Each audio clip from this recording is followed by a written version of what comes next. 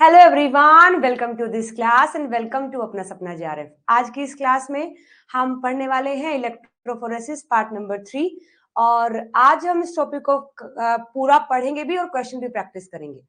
सो हम पढ़ना शुरू करेंगे। इससे पहले बताएं आप सब कैसे हैं, तैयारी कैसी चल रही है। Good evening. Good evening Mohan, Tanuja, Kiran, Janvi, Sujal. जी मैं अच्छी हूँ, आप सब कैसे हैं? अच्छे हैं सभी? मैं तो बहुत बढ़िया हूँ।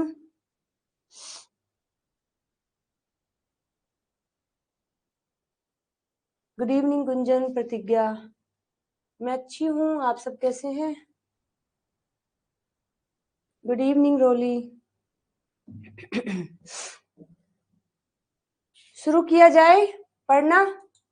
सुबह वाला पढ़ लिया होगा। गुड इवनिंग सलोनी। हाँ जी, किसे क्या डाउट है? माही।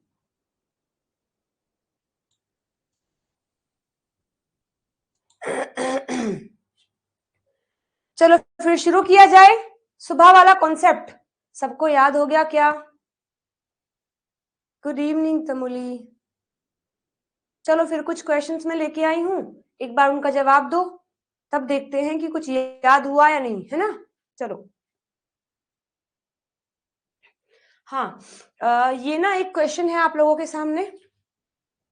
इस क्वेश्चन में देखिए, मेरे पास एक प्रोटीन है और उस प्रोटीन के अंदर 25 किलो डाल्टन का एक सब यूनिट है और एक 25 किलो डाल्टन का एक और सब यूनिट है।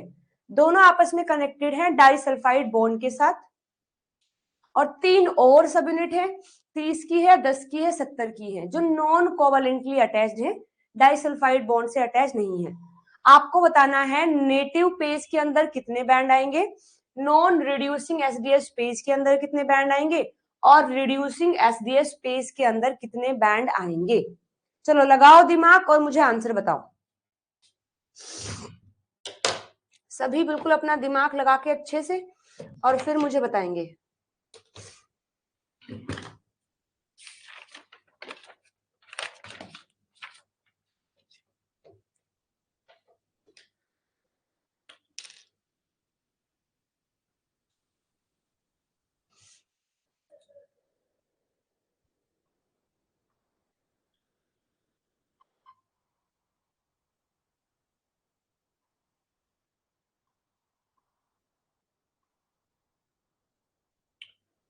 सभी सोल्व करेंगे और बताएंगे।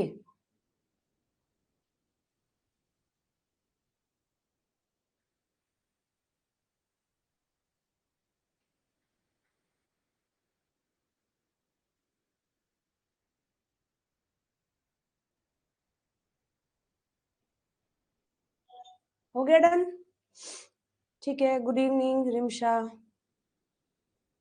ठीक है, नेटिव में एक है, ओके। और बोलो, नॉन रिड्यूसिंग में कितना आएगा? नॉन रिड्यूसिंग में बताएंगे।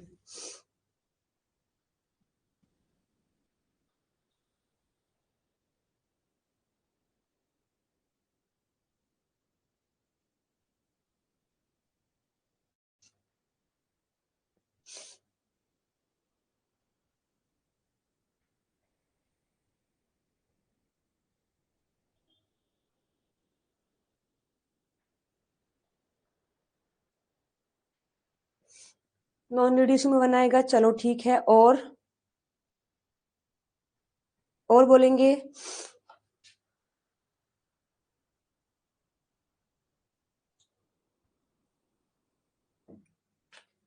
नॉन रिड्यूसिंग में 1 है, ठीक है। और रिड्यूसिंग में भी 1 है।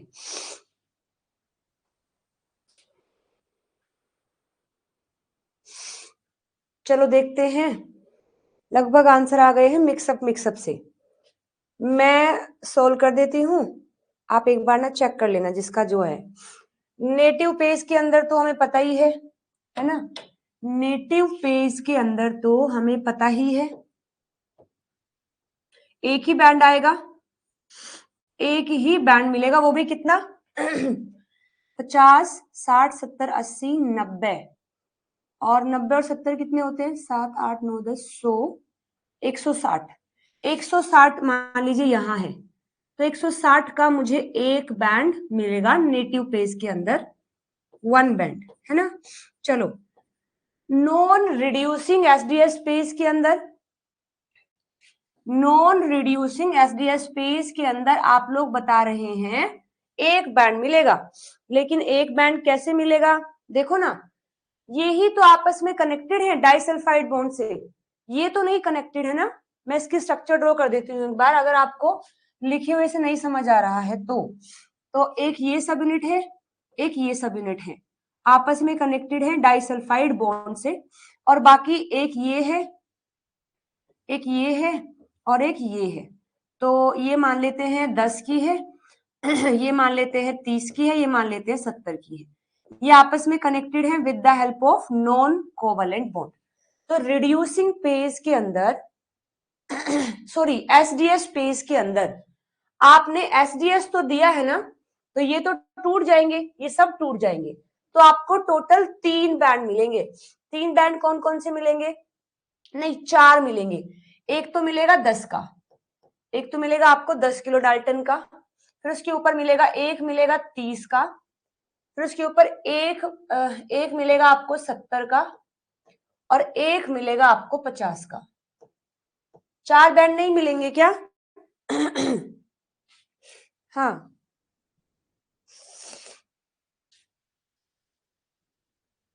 चलो आप लोग कंफ्यूज हो गए थे, हाँ मुझे भी ऐसे लग रहा था, शायद डायग्राम नहीं समझ आया। ओके ओके, कोई बात नहीं, 4। चलो फिर अब ये बता दो, अब तो समझ गए हो, तो अब बताओ रिड्यूसिंग एसडीएस पेज में कितने बैंड बनेंगे? रिड्यूसिंग एसडीएस पेज में कितने बैंड बनेंगे और साइज क्या क्या रहेगा? रिड्यूसिंग में भी 4 ही मिलेंगे, ठीक है 4 तो मिलेंगे, लेकिन साइज भी बताइए साथ में।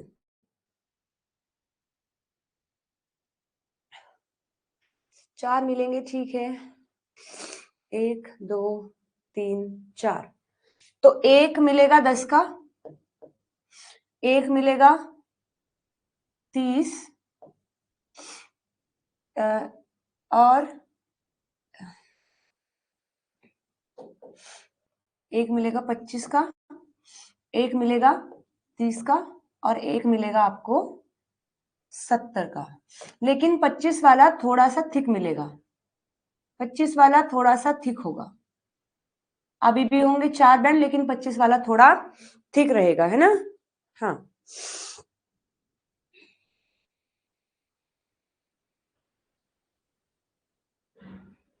हाँ जी, मुझे जुकाम हो गया है।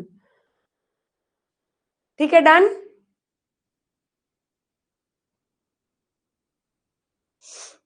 समझ गए ना? चलो, अभी आप होशियार बच्चे हो गए हैं, होशियार बच्चे हो गए हो। चलो फिर ये और बता दो, ये और बताओगे? स्ट्रक्चर ड्रॉ कर देती हूँ, वरना आप लोग हो जाएंगे कंफ्यूज्ड। ये कितना है? 115, 115, एक 60 का है, और एक जो है 210 का है। ये आपस में कनेक्टेड है नॉन कोवेलेंट से।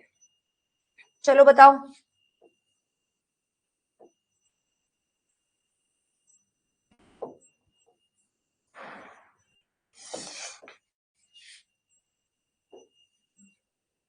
बताएंगे?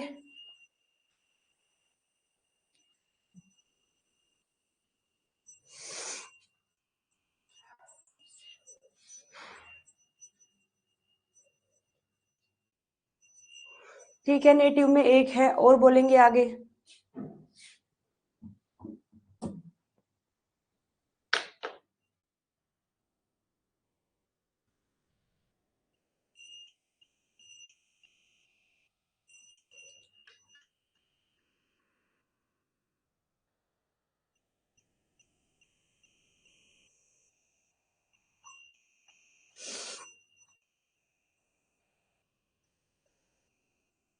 ठीक है, रिड्यूसिंग में 3 है, ओके।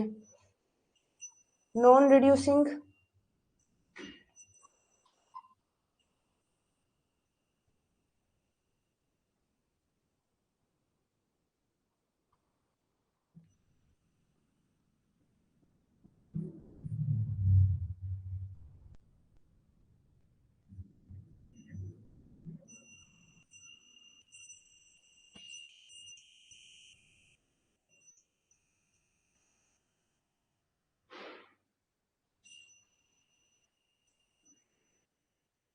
ठीक है, चलो देखते हैं।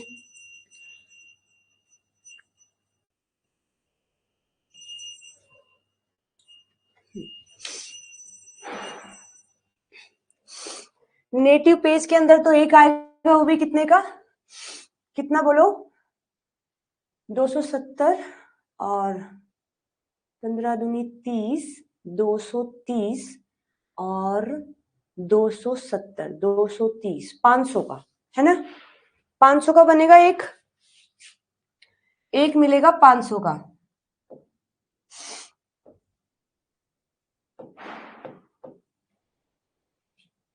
नॉन रिड्यूसिंग के अंदर हमें मिलेंगे 3 बैंड, एक मिलेगा 60 का और 230, एक मिलेगा 210 का और एक मिलेगा 230 का, 230 का मिलेगा, है ना। और रिड्यूसिंग वाले में कितने मिलेंगे, रिड्यूसिंग वाले में भी 3 मिलेंगे, लेकिन एक मिलेगा 60 का, एक मिलेगा 115 का और एक मिलेगा 210 का, एक मिलेगा 210 का। तो लेकिन 115 वाला क्या होगा, थोड़ा 115 वाला थोड़ा थिक रहेगा। तो आप बोल सकते हैं कि इस प्रोटीन के अंदर 115 का डाइमर है, 115 का डाइमर है और बाकी ये अलग अलग है। ठीक है, 115 वाला थोड़ा सा थिक रहेगा। Done everyone. चलो अभी एक कॉन्सेप्ट बता रही हूं आपको। अगर क्वेश्चन में नंबर ऑफ सब यूनिट आपको दे, क्वेश्चन में ये पूछे कि कितनी नंबर ऑफ सब यूनिट है, क्योंकि ऐसे क्वेश्चन भी आए हुए हैं जिसमें आपको कुछ इंफॉर्मेशन दे करके ये पूछ लिया जाएगा कि नंबर ऑफ सब यूनिट कितने हैं। तो इसके लिए कैसे फाइंड आउट करेंगे, देखो नंबर ऑफ सब यूनिट निकालने के लिए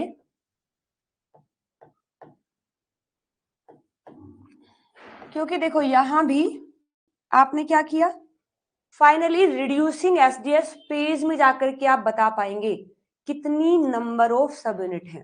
खाली एसडीएस पेज में भी आप नहीं बता पाएंगे कि कितने सब यूनिट है, क्योंकि यहाँ तो आपको देखने को मिलेगी कि 3 सब यूनिट है, बट है कितनी, 4। तो रिड्यूसिंग एसडीएस पेज से ही आपको पता लगेगा कितनी सब यूनिट है। लेकिन खाली इससे नहीं, कंपेयर करना पड़ता है। आपने रिड्यूसिंग को कंपेयर, नॉन रिड्यूसिंग को कंपेयर किया रिड्यूसिंग से, आपने देखा यहाँ पर भी 60 का है, यहाँ पर भी 60 का है, मतलब एक यूनिट, एक सब यूनिट तो 60 की है। फिर आपने देखा कि एक 210 का, एक 210 का, फिर आपने कहा कि एक सब यूनिट 210 की है। फिर आपने देखा कि नॉन रिड्यूसिंग में एक 230 का है, जबकि रिड्यूसिंग में एक 115 का है और वो भी थोड़ा थिक है। तब आप कहेंगे कि 115 की 2 सब यूनिट है, यानी टोटल मेरे प्रोटीन में 4 सब यूनिट है, एक 60 की है, एक 210 की है और 2 जो है 115 की है। और ये 115 वाली आपस में कनेक्टेड है with the help of disulphide bond, और बाकी जो है वो कनेक्टेड है with the help of non covalent bond. ऐसा आप क्यों बोल पा रहे हैं, क्योंकि रिड्यूसिंग में आपने बीटा मर्कैप्टोइथेनॉल यूज किया, तभी जाकर के दोनों सब यूनिट आपको मिल पाई है। तो दोनों को कंपेयर करके आप पूरे प्रोटीन के बारे में बता सकते हैं कि कितनी सब यूनिट है। लेकिन अगर ये डायग्राम आपको ना दिया जाए, खाली कुछ इंफॉर्मेशन दे दी जाए, तो सब यूनिट कैसे निकालते हैं, तो देखो नंबर ऑफ सब यूनिट निकालने के लिए molecular weight in native page. तो जब आपने उस प्रोटीन का नेटिव पेज किया, मतलब बिना कुछ डाले, तब मोलिकुलर वेट कितना था, अपॉन में जब आपने उसको रिड्यूसिंग एसडीएस पेज पर रन किया तो टोटल सम ऑफ कितना है। So sum of molecular weight in reducing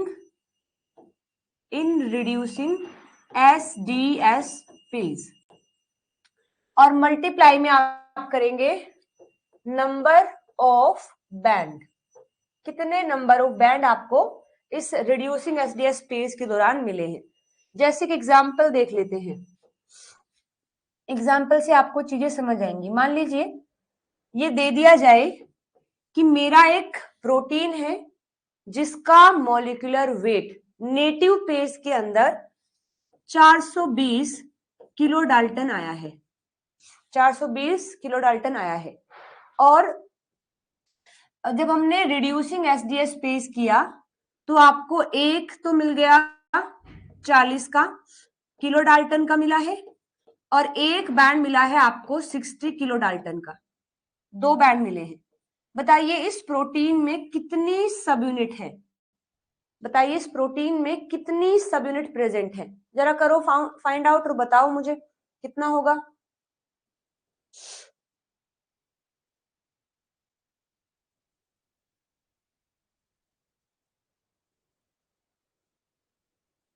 या फिर रुको, थोड़ा सा मॉडिफाइड करती हूँ।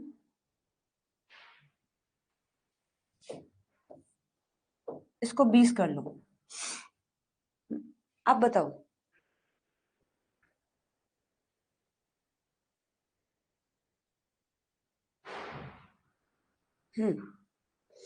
Good evening Annapurna.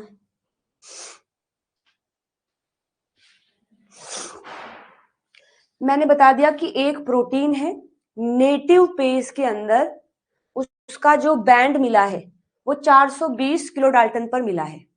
So molecular weight in native page 420 हो गया है। जब आपने उस प्रोटीन का एसडीएस पेज किया, रिड्यूसिंग वाला एसडीएस पेज किया, तो आपको दो बैंड मिले, एक बैंड मिला 40 का, एक बैंड मिला 20 का। तो बताइए टोटल इस प्रोटीन में जिसका वेट 420 है, इसमें कितनी यूनिट्स प्रेजेंट है, बताओ।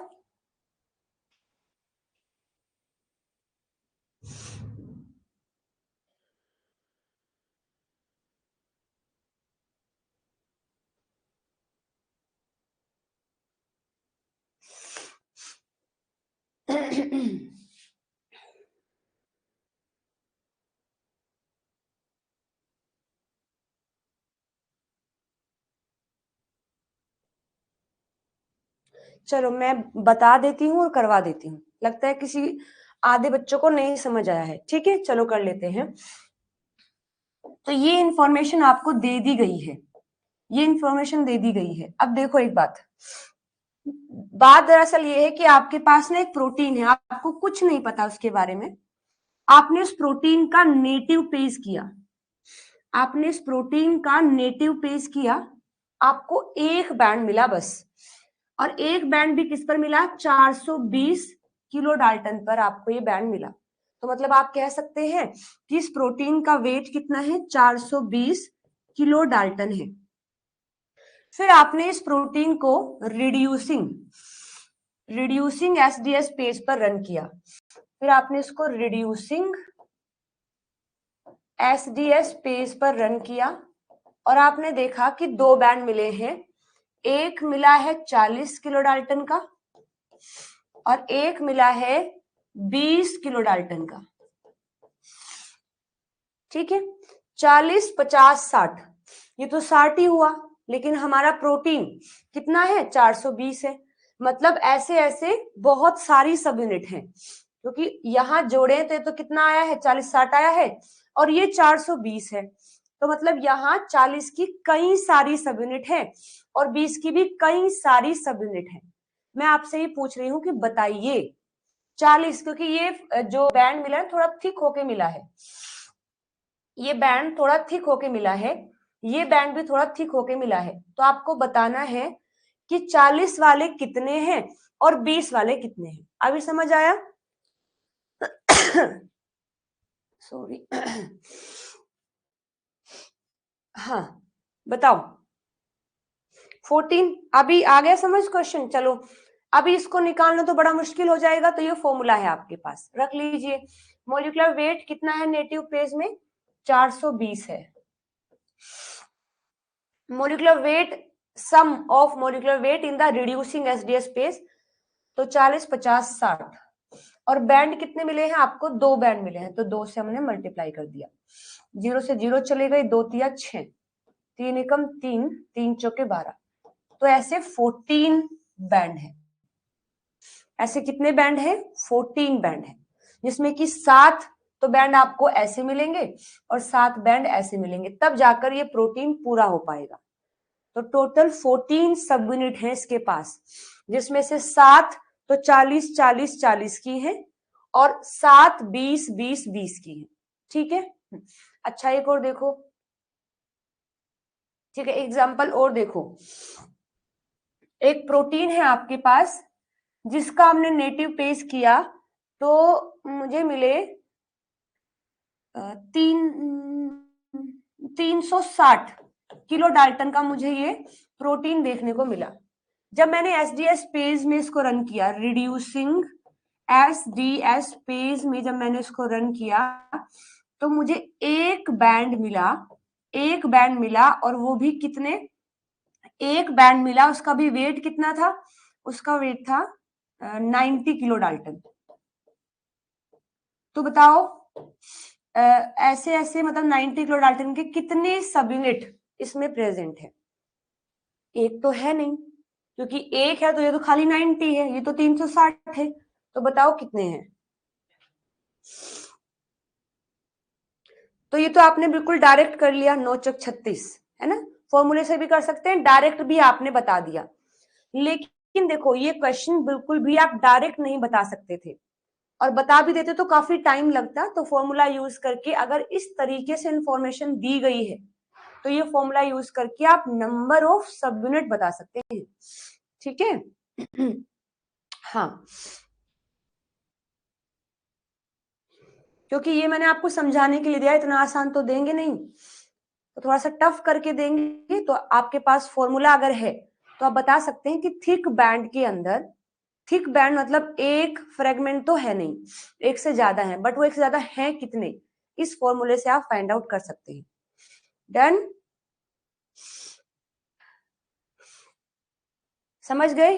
हाँ ठीक है, और क्वेश्चन मिलेंगे आपको पीवाईक्यूज की फॉर्म में। अब तो मैं सिंपल बता रही हूँ कि ऐसे है, लेकिन एनटीए कैसे पूछता है, घुमा फिरा के और घुमा फिरा के डायरेक्टली बस ये पूछ रहा होता है कि 360 का है, एक बैंड जो है 90 का है, बताइए कितने बैंड है। तो घुमा फिरा के देगा तो वो लैंग्वेज भी आपको डिकोड करनी आनी चाहिए। कॉन्सेप्ट बस यही मिलेगा आपको उसमें, यही जो हमने अभी फॉर्मूला किया है। थोड़ा घुमा फिरा के पूछता है तो आपको भी वो जो लैंग्वेज है वो डिकोड करनी आनी चाहिए। तो क्वेश्चन कराऊंगी तब आप देखना, ठीक है। चलिए अब है determination of amount of protein. आप एसडीएस पेज से तो आपने बता ही दिया है कि कितनी सब यूनिट है, आप बता सकते हैं। वेट कितना है आप बता सकते हैं। क्या हम प्रोटीन का अमाउंट भी बता सकते हैं? बिल्कुल बता सकते हैं। तो प्रोटीन का, हाँ बिल्कुल ऐसे घुमा फिरा के देगा, लेकिन कोई बात नहीं, डिकोड करना सीख जाओगे फिर हार्ड नहीं लगेगा। तो प्रोटीन का अमाउंट भी आप डिटरमाइन कर सकते हैं, जिसका एक बेस्ट एग्जांपल है आपके ब्लड में जो प्लाज्मा के अंदर ग्लोबुलिन एल्ब्यूमिन प्रेजेंट होता है, उस एल्ब्यूमिन में और कई सारी और भी चीजें सब यूनिट होती हैं, उन्हीं का अमाउंट पता करना। क्योंकि इनका अमाउंट जितना फिक्स दिया है वो तो नॉर्मल है, लेकिन अगर इसमें थोड़ा भी चेंज होता है तो वो डिफाइन करता है कोई डिजीज है आपके अंदर। तो इसी टेक्निक से आप अमाउंट भी पता कर सकते हैं, जिसमें कि मैं आपको एग्जांपल दे रही हूँ। इसको बोलते हैं इलेक्ट्रोफोरेटिक पेप्टिडोग्राम, जिसमें आप प्रोटीन का अमाउंट बता रहे हैं। तो हमारे अंदर नॉर्मल कंपोजिशन कितनी होनी चाहिए? तो हमारे प्लाज्मा के अंदर जो एल्ब्यूमिन होता है वो लगभग पूरे प्लाज्मा में जितने भी प्रोटीन है उसका 52 से 68% अगर एल्ब्यूमिन है तो नॉर्मल है। लेकिन अगर इससे ज्यादा या कम होता है एल्ब्यूमिन तो यानी आपके अंदर कोई डिजीज डिटेक्ट होती है। वो भी मैं आपको बताऊंगी किसके कम होने से ज्यादा होने से क्या बीमारी है। फिर है आपका अल्फा 1 ग्लोबुलिन, एक है अल्फा 2 ग्लोबुलिन, एक होता है बीटा ग्लोबुलिन, एक होता है गामा ग्लोबुलिन। तो हमारे प्लाज्मा में मोस्टली 4 प्रोटीन देखने को मिलते हैं, एक है एल्ब्यूमिन, एक है ग्लोबुलिन, एक है फिब्रिनोजन और एक है प्रोथ्रोम्बिन। जिसमें से इन दो की प्रोफाइलिंग आपको दे दी है। एल्ब्यूमिन 52 से 68% होना चाहिए टोटल प्रोटीन का। अल्फा 1 ग्लोबुलिन ये 2.4 से 5.3, अल्फा 2 6.6 से 13.5, बीटा ग्लोबुलिन 8.5 से 14.5, और जो गामा ग्लोबुलिन है ये 10.7 से 21% तक होना चाहिए नॉर्मली। तो जब आप इसको एसडीएस पेज में रन करके अमाउंट चेक करते हैं तो ऐसा ग्राफ दिखाई देता है। जो सबसे हाई पीक दिखाई गई है, तो आप खुद देखो इन पांचों में से सबसे ज्यादा कौन है, हमारा एल्ब्यूमिन है। तो एल्ब्यूमिन की पीक आपको सबसे बड़ी दिखाई देगी। तो this is the peak of albumin, ये एल्ब्यूमिन का पीक है। ये जो है छुटको सा यहाँ ये A1 है, अल्फा 1, क्योंकि अल्फा 1 सबसे कम है 2.4 से 5.3। तो ये आपका अल्फा 1 है, ये अल्फा 2 है जो थोड़ा बड़ा है और फिर थोड़ा सा ज्यादा बीटा है, और गामा थोड़ा वाइड फॉर्म में दिया गया है। This is the normal profiling of the protein in are plasma. लेकिन अगर इसमें थोड़ा बहुत भी चेंज होता है वो भी आप चेक करेंगे, प्रोफाइलिंग देखेंगे और चेक करके बताएंगे कि कौन ज्यादा कौन कम। तो देखिए अगर अगर आपने प्रोफाइलिंग कराई अपने प्रोटीन की और वो कुछ ऐसा दिखाई दिया, इसमें क्या दिखाई दे रहा है, देखो एल्ब्यूमिन बिल्कुल सेम, आपका अल्फा 2 भी अल्फा बी मतलब बीटा भी और गामा भी। हमने कैसे देखा है, एल्ब्यूमिन सबसे बड़ा होना चाहिए, बिल्कुल है। फिर अल्फा 2 अल्फा 1 से ज्यादा होता है, लेकिन अल्फा 1 इतना भी कम नहीं होता है, ये बहुत कम दिखा रखा है। तो ये पीक बहुत छोटी होके आती है, इसको अलग कलर से दिखाते हैं। ये पीक बहुत छोटी होके आई है, तो इसका मतलब है अल्फा 1 की कमी हो गई है, अल्फा 1 की कमी है। और जब भी अल्फा 1 की कमी होती है तो एंटी ट्रिप्सिन डेफिशिएंसी हो गई है। ट्रिप्सिन जो होता है ना उसका जो अगेंस्ट है एंटी ट्रिप्सिन, उसकी डेफिशिएंसी हो जाएगी अगर अल्फा 1 कम हुआ है।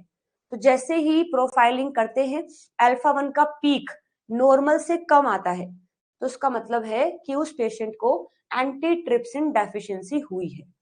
तो ये है। अच्छा एग्जैक्ट यहीं से ऐसे क्वेश्चन आया हुआ है आपके एग्जाम में, मतलब चार ने ऐसे ग्राफ दे रखे हैं और चारों में प्रोफाइलिंग को थोड़ा गड़बड़ कर रखा है और पूछा है कि बताइए क्या दिक्कत हुई है ना। अब आगे देखो, अगर नेफ्रोटिक सिंड्रोम होता है, ये एक ऐसी बीमारी है जिसमें हमारी किडनी प्रोटीन को स्टोर नहीं कर पाती है, क्योंकि जैसे ही हमारी किडनी के नेफ्रॉन में ब्लड आता है फिल्टर होने के लिए, तो प्रोटीन्स को मतलब फिल्टर आउट नहीं किया जाता है। जो ब्लड में से जो प्रोटीन होते हैं, ये सारे प्रोटीन ये ऊपर ही रह जाएंगे, कभी भी फिल्ट्रेट में नहीं जाते हैं। लेकिन अगर हमारी किडनी में कोई गड़बड़ हो गई है, तो वो किडनी क्या करती है, प्रोटीन को भी फिल्ट्रेट में लेके आना शुरू कर देती है, और वो फिल्ट्रेट मतलब जो हमारा यूरिन है उसमें वो प्रोटीन आने शुरू हो जाते हैं और बॉडी के अंदर प्रोटीन की कमी हो जाती है। उसी को बोलते हैं नेफ्रोटिक सिंड्रोम। ऐसा कब देखने को मिलता है, जैसे ही हमने प्रोफाइलिंग किया। तो प्रोफाइलिंग के दौरान आप देख रहे हैं अल्फा 1 तो यहाँ है, लेकिन अल्फा 2 कितना ज्यादा बढ़ गया है, जो बीटा है वो भी ज्यादा बढ़ गया है, और अल्फा 1 थोड़ा सा कम हो गया है। तो यहाँ आप देखेंगे नेफ्रोटिक सिंड्रोम के अंदर जो अल्फा 2 है वो बढ़ जाता है और बीटा बीटा बढ़ जाता है, गामा भी थोड़ा लगभग नॉर्मल रहता है, और हाँ गामा कम हो गया है। गामा देखो, गामा की अगर हम नॉर्मल प्रोफाइलिंग देखते हैं तो गामा जो है बीटा से थोड़ा ज्यादा है, लेकिन यहाँ हम देख रहे हैं कि अपना जो गामा है वो बहुत कम हो गया है। तो गामा बिल्कुल कम हो जाता है नेफ्रोटिक सिंड्रोम के अंदर। इसके बाद अगर लीवर सिरोसिस होता है, तो लीवर सिरोसिस में आप देख रहे हैं अल्फा 1 है, अल्फा 2 है और बीटा है, लेकिन जो गामा है वो और ज्यादा ब्रॉड हो गया है। गामा का जो पीक है वो आपको ब्रॉडनिंग दिखाई देगा। अगर ऐसा है तो यानी कि लीवर सिरोसिस हुआ है। ऐसे ही देखो अगर ए गामा ग्लोबुलिन इन इम्यूनोडेफिशिएंसी डिजीज के अंदर, क्योंकि जो अपना गामा होता है ना, गामा जो हमारी एंटीबॉडीज होती है वो गामा ग्लोबुलिन से ही मिलके बनी होती है। अगर गामा वाली पीक बिल्कुल गायब हो गई है तो मतलब इम्यूनो डिफिशियंसी डिजीज होंगी, यानी एंटीबॉडीज नहीं बन रही हैं तो इम्यून की डेफिशिएंसी हो गई, इम्यून सिस्टम की डेफिशिएंसी हो गई है। तो आपको कुछ ऐसा ग्राफ दिखाई देगा। और यदि आपका जो गामा है वो बिल्कुल शार्प पीक में ऐसे बढ़ गया है तो इसका मतलब है मल्टीपल माइलोमा हुआ है। और अगर ये पीक बढ़ गई है लेकिन ब्रॉडनिंग शार्प पीक नहीं बढ़ी है तो इसका मतलब है पॉलीक्लोनल एगेमोपैथी क्रोनिक इन्फ्लामेटरी रिस्पॉन्स देखने को मिलेगा यदि ये ब्रॉड हो गया है और शार्प भी हो गया है। यहां पर देखो ब्रॉड हुआ है और यहाँ पर जो ब्रॉड हुआ है दोनों में फर्क देख रहे हैं। ये ऊपर जाकर के ब्रॉडनिंग हुई है, मतलब बढ़ा भी है और ब्रॉड भी हुआ है, जबकि ये केवल ब्रॉडनिंग होकर के डाउन चला गया है। तो ये सारे आपको याद करने पड़ेंगे, खासकर जैसे कि सारे याद करने हैं। नेफ्रोटिक सिंड्रोम में क्या दिखाई देगा, आपका जो अल्फा 1 एंटी ट्रिप्सिन डेफिशिएंसी में कैसे होगा, फिर आपका लीवर सिरोसिस में क्या दिक्कत आएगी, ऐसे ही इम्यूनो डेफिशिएंसी में क्या होगा, गामा बिल्कुल गायब हो जाएगा। पॉलीक्लोनल जो गेमोपैथी है इसमें ये दिखाई देगा और मल्टीपल माइलोमा में ये बिल्कुल शार्पली बढ़ता है। तो ये सारी प्रोफाइलिंग हमें कैसे पता लगी है, अमाउंट को डिटेक्ट करके पता चलती है। ओके एवरीवन, तो ये सारा जो है आप शॉर्ट नोट्स में ऐड करेंगे, ये भी शॉर्ट नोट्स में ऐड करना है। इसके बाद बात करते हैं प्रोटीन फोल्डिंग एंड अनफोल्डिंग की। मतलब अगर एक ऐसा प्रोटीन है जो फोल्डिंग स्टेट में है और एक ऐसा प्रोटीन है जो अनफोल्डिंग स्टेट में है, अगर आप उन दोनों को रन कराते हैं एसडीएस पेज पर या फिर अपना सिंपल नेटिव पेज आपने ले लिया है, तो बताइए दोनों में से कौन सा ज्यादा फास्ट मूव करेगा। स्क्रीन थोड़ा ब्लर है, एक मिनट।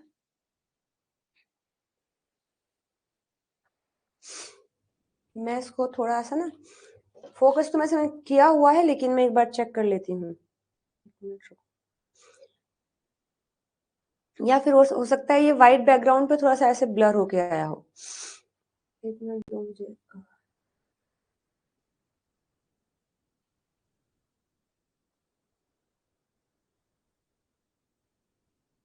नहीं ये इतना ही रहेगा, आगे दिक्कत नहीं होगी, बस ये इस डायग्राम के लिए ही दिक्कत है। अच्छा बता दिया आप लोगों ने। हाँ, फोल्डिंग वाला ज्यादा फास्ट मूव करेगा क्योंकि यहाँ पर भी प्रोटीन वो अपना डीएनए वाला ही केस है। जैसे हमने डीएनए में पढ़ा था ना कि जो जितना ज्यादा कॉम्पैक्ट है वो उतना ही ज्यादा फास्ट मूव करेगा, एज कंपेयर जो रिलैक्स्ड फॉर्म में है वो स्लो मूव करेगा।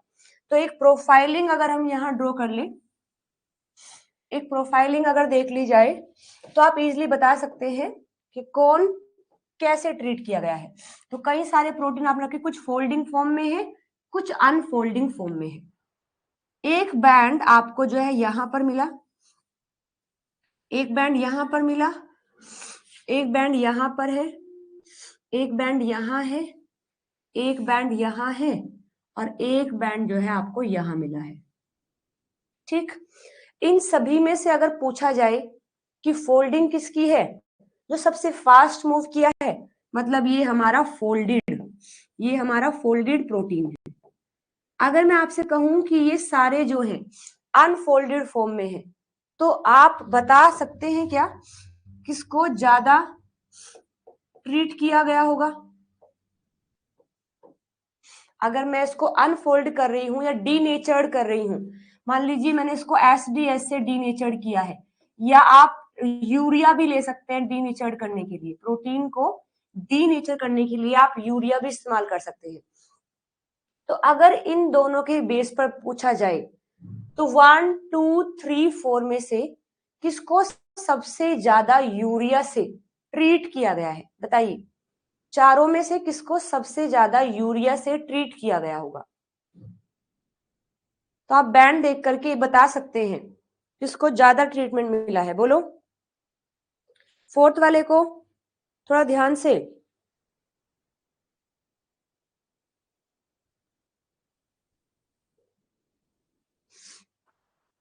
फोर्थ वाले को या वन वाले को,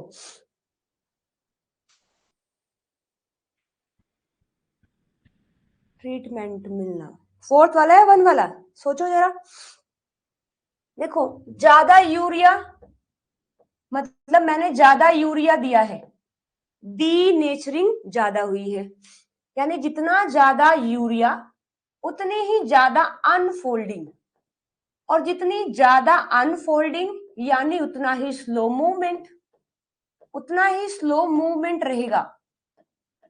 सबसे स्लो तो फोर्थ वाले ने मूव किया है, मतलब सबसे ज्यादा यूरिया से ट्रीट फोर्थ वाले को किया गया है। हाँ बोलो। हम कह रहे हैं जो जितना ज्यादा फोल्डेड है उतना ज्यादा मूव कर रहा है, यानी कि इन सभी में सबसे कम फोल्डेड कौन है? फोर्थ वाला है, तभी तो ये बिल्कुल ऊपर रह गया है, मूव ही नहीं कर पाया।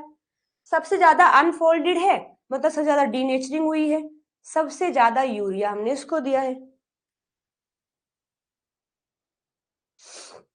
वाई प्रोटीन फोल्ड, जो फोल्ड हुआ है वो, देखो जो प्रोटीन ज्यादा फोल्डेड है वो पूरा कॉम्पैक्ट फॉर्म में है, तो पोर से निकलना उसके लिए आसान है। अब आप खुद देखो, एक प्रोटीन ऐसा जो फैला हुआ है, पूरा पूरा फैला हुआ है, पोर का साइज इतना है, उसके लिए भागना मुश्किल रहेगा। लेकिन अगर पूरा प्रोटीन कॉम्पैक्ट फॉर्म में है, तो कॉम्पैक्ट फॉर्म में आने की वजह से मतलब उसका साइज जो है बिल्कुल छोटा हो गया है, कॉम्पैक्ट हो गया है, तो अब वो तेज भागेगा। पोर के साइज की वजह से भी, और फ्रिक्शन भी उस पर कम लगेगा, क्योंकि वो बिल्कुल इकट्ठा है, कॉम्पैक्टेड है, तो साइज कम हो गया, साइज कम हुआ तो उस पर फ्रिक्शन कम लगेगा, वो तेज भागेगा। एज कंपेयर जो पूरा खुल गया है, तो उसका साइज इस तरीके से, मतलब उसका एरिया बढ़ गया है, और पोर से वो निकलना उसके लिए मुश्किल हो जाएगा, इसलिए वो पीछे रह जाएगा।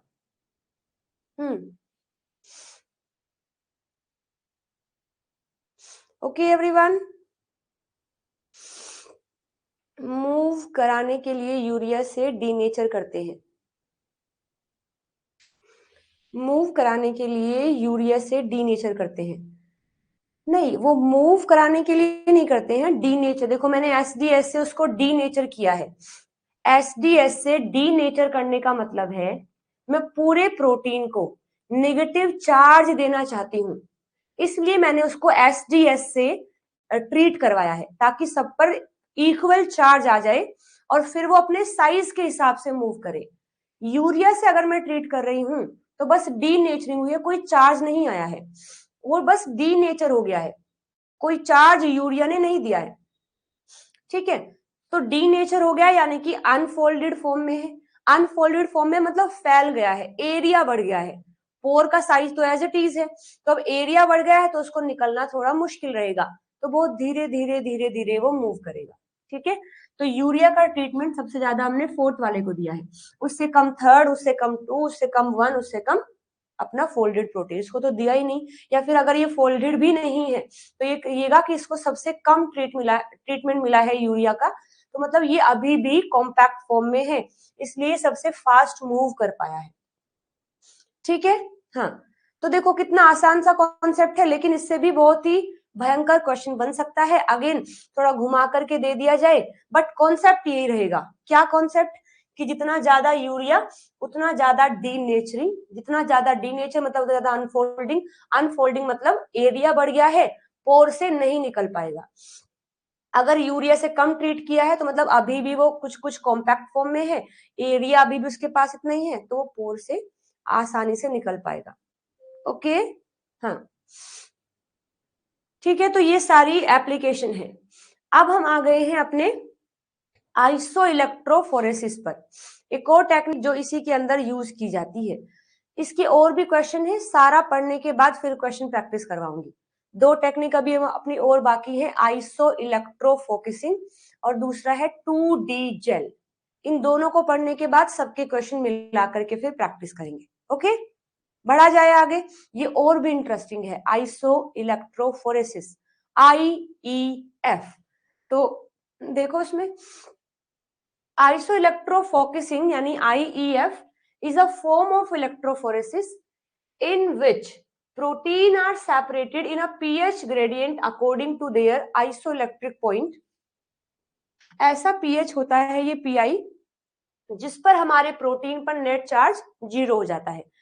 तो यानी आइसो इलेक्ट्रोफोरेसिस में हम क्या करते हैं, आइसो इलेक्ट्रिक फोकसिंग भी बोलते हैं इसको, आइसो इलेक्ट्रोफोरेसिस भी बोलते हैं। ये इलेक्ट्रोफोरेसिस का ही एक टाइप है जिसमें हम प्रोटीन को सेपरेट कर रहे हैं। किसके बिहाफ पर? एक पीएच ग्रेडियंट बना करके, और फिर प्रोटीन अपने पीआई तक, जब तक उसका पीआई नहीं आ जाता है तब तक वो मूव करता रहेगा। एट द पीआई, जैसे ही उसका पीआई लेवल मतलब मूव करते करते ऐसी जगह पर आ गया है जहां उसका पीआई और जो उस जगह पर वो जहां पर भी आया है उसका पीएच बराबर हो गया है, तो नेट चार्ज 0 हो गया, तो वहीं से मूव करना बंद कर देगा। At the PI, the protein stop migrating because it experience no net force in the electric field. तो यहां हम एक ऐसा जेल तैयार करेंगे, यहां पर हम एक ऐसा जेल तैयार करेंगे जिसमें हमें पीएच का ग्रेडियंट बनाना है। ग्रेडियंट का मतलब होता है अंतर के साथ हमें पीएच लगाना है। मतलब आपको पूरा जेल इस तरीके से तैयार करना है, इस एरिया में पीएच 1 रखोगे, 2, 3, 4, 5, 6, 7, 8, ऐसे जिस तरीके से पीएच स्केल होती है ना, उसमें पूरा जो है ग्रेडियंट की फॉर्म में चलता है अपना पीएच 1, 2, 3, 4, 5। ऐसे आपको एक जेल तैयार करना है जिसमें पीएच का ग्रेडियंट बनेगा। जैसे ही पीएच का ग्रेडियंट बनता है फिर आप अपने प्रोटीन को, सैंपल को लोड कर देंगे। जैसे ही आप वहां पर चीजें लोड कर दिया है, अब अपने पी जिस जहां पर भी वो लोड हुए हैं तो कुछ पीएच का और उनके पीआई का डिफरेंसेस तो हो गई। डिफरेंस जैसा भी होगा, पॉजिटिव चार्ज होगा या नेगेटिव चार्ज होगा, अकॉर्डिंगली वो एनोड कैथोड की साइड मूव करेंगे। और कब तक मूव करते रहेंगे? जब तक उनका पीएच और पीआई बराबर नहीं हो जाता है, और इस बिहाफ पर आप उन्हें सेपरेट कर लेंगे। देखिए प्रिंसिपल क्या है। द जेल, जो स्ट्रिप वहां आप बना रहे हैं, कंटेन एम्फोलाइट्स। हम ये जो ग्रेडियंट बना रहे हैं ना, किस वजह से बनेगा? ये एम्फोलाइट की वजह से बनेगा, जो कि स्मॉल एम्फोटेरिक मॉलिक्यूल होता है। Establish a stable pH gradient when an electric field is applied. तो हमने क्या किया, एक जेल में, एक स्ट्रिप के अंदर ये एम्फोलाइट्स ले लिए हैं। ये एम्फोटेरिक होते हैं, मतलब जिनमें पॉजिटिव नेगेटिव दोनों चार्ज होते हैं। तो जैसे हम करंट अप्लाई करते हैं, इलेक्ट्रिक फील्ड देते हैं, तो ये एम्फोलाइट्स एक पूरा ग्रेडियंट बना देते हैं वहां पीएच का, कहीं पर ज्यादा कहीं पर कम, अकॉर्डिंगली। और वो अपना जेल बन के तैयार हो गया है, फिर हम अपने सैंपल को लोड करेंगे। सो प्रोटीन कैसे माइग्रेट करेगा पीएच ग्रेडियंट के अंदर? देखो, अगर उसका पीआई और जहां फिलहाल वो लोड है, जहां पर फिलहाल वो प्रोटीन है, उस एरिया का पीएच, क्योंकि पीएच तो सारे हैं, मान लीजिए यहां पर प्रोटीन है, उसका जो भी पीएच जहां पर है और उसका पीआई जो है, अगर उसका पीएच और पीआई में ऐसा रिलेशन है कि फिलहाल उसका पीआई ज्यादा है और जहां पर वो है वहां पीएच कम है, तो उस पर ओवरऑल चार्ज पॉजिटिव आ जाता है। ये आप पहले भी पढ़ चुके हैं। अगर पीआई पीएच से ज्यादा है तो प्रोटीन पर ओवरऑल चार्ज पॉजिटिव रहेगा, तो वो भागेगा टूवर्ड्स द कैथोड, क्योंकि वहां पर भी हमने दोनों इलेक्ट्रोड लगा रखी है, कैथोड भी और एनोड भी। फिर अगर वो कुछ ऐसी जगह पर पड़ा हुआ है जहां पीएच ज्यादा है उसके पीआई से, तो उस पर चार्ज आ जाएगा नेगेटिव, तो वो मूव करेगा टूवर्ड्स द एनोड। और अगर वो कब तक माइग्रेट करता रहेगा, मतलब अगर जहां वो पड़ा है उसका पीएच पीआई बराबर है, फिर वो कहीं नहीं माइग्रेट करेगा। और जहां पर वो फिलहाल है, अगर वहां कुछ डिफरेंस है, कि मान लीजिए उसका, जो मान लेते हैं कि यहाँ पर पीएच 7 है और फिलहाल जहां पर वो है वो यहाँ है, और उसका पीआई जितना भी है उसने मूव करना शुरू किया, तो वो कब तक मूव करेगा? जब तक वो पीएच 7 पर नहीं आ जाता है। जैसे वो पीएच 7 पर आएगा, उसका पीआई पीएच के बराबर हो गया, वो वहीं पर रुक जाएगा। सो माइग्रेशन में कब तक करते रहेंगे? जब तक प्रोटीन का पीआई वाला रीजन नहीं आ जाता है, या फिर जब तक वो ऐसे रीजन में नहीं आ जाता है कि उसका पीएच और पीआई बराबर हो गए, तो नेट चार्ज 0 हो गया है, मूवमेंट वहीं पर रुक जाएगी, स्टॉप हो जाएगी। Hence protein focus sharply at their own PI point, hence the name isoelectric focusing। मतलब प्रोटीन बस इस चीज पर फोकस कर रहे हैं कि बस उन्हें मूव करते जाना है जहां तक वो कर सकते हैं। जब तक उनके ऊपर चार्ज है वो मूव करते रहेंगे, करते रहेंगे। जहां उनके ऊपर चार्ज 0 हुआ वो मूव करना बंद कर देंगे, तो बाकी प्रोटीन से वो इस तरीके से सारे सेपरेट हो जाएंगे। चलो आगे देखते हैं। कि एम्फोलाइट्स क्या है। एम्फोलाइट्स जो हमारे जेल को पीएच ग्रेडियंट बनाने में मदद करेंगे। सो ये ऐसे हैं जो एसिड की तरह भी बिहेव कर सकते हैं और बेस की तरह भी बिहेव कर सकते हैं। मतलब ये कुछ ऐसे कंपाउंड्स होते हैं जो एसिड और बेस दोनों की तरह एक्ट कर सकते हैं according to the pH of the surrounding.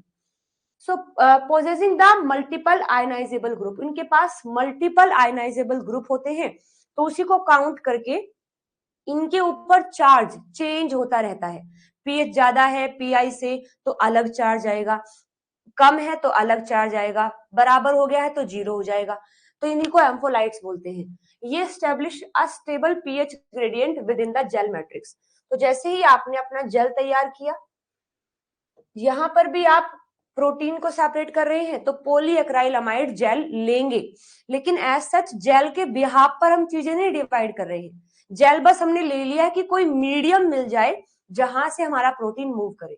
Protein basically move कर रहा होगा अपने चार्ज के हिसाब से, ना कि अपने साइज के हिसाब से, क्योंकि वहां जो जेल का पोर साइज है वो काफी बड़ा होता है, मतलब सारे प्रोटीन मूव कर सकते हैं, लेकिन वो मूव करेंगे अपने चार्ज के बिहाफ पर, किस पर कितना चार्ज है और कब तक चार्ज है।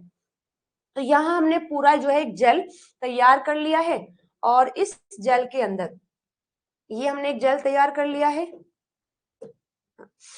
और यहाँ मैंने अपने ये जो अपने एम्फोलाइट्स हैं वो डाल दिए हैं, यहाँ पर एम्फोलाइट डाल दिए हैं। जैसे ही एम्फोलाइट डलेंगे तो यहाँ ग्रेडियंट बन जाएगा। जैसे ही एम्फोलाइट्स यहाँ डलते हैं तो इस तरीके से ग्रेडियंट बन जाता है।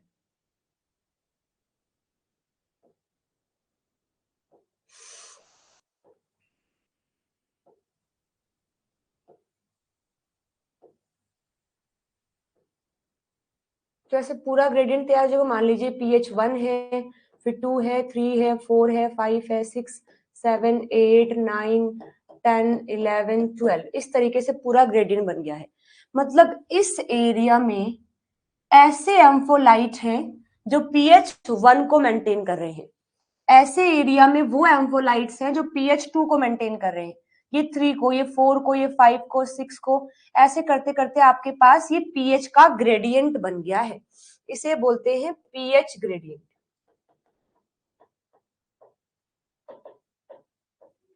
और यहीं पर आप सैंपल लोड करेंगे, जैसे ही लोड करेंगे वो अपने पीआई के हिसाब से फिर मूव करना शुरू करेंगे।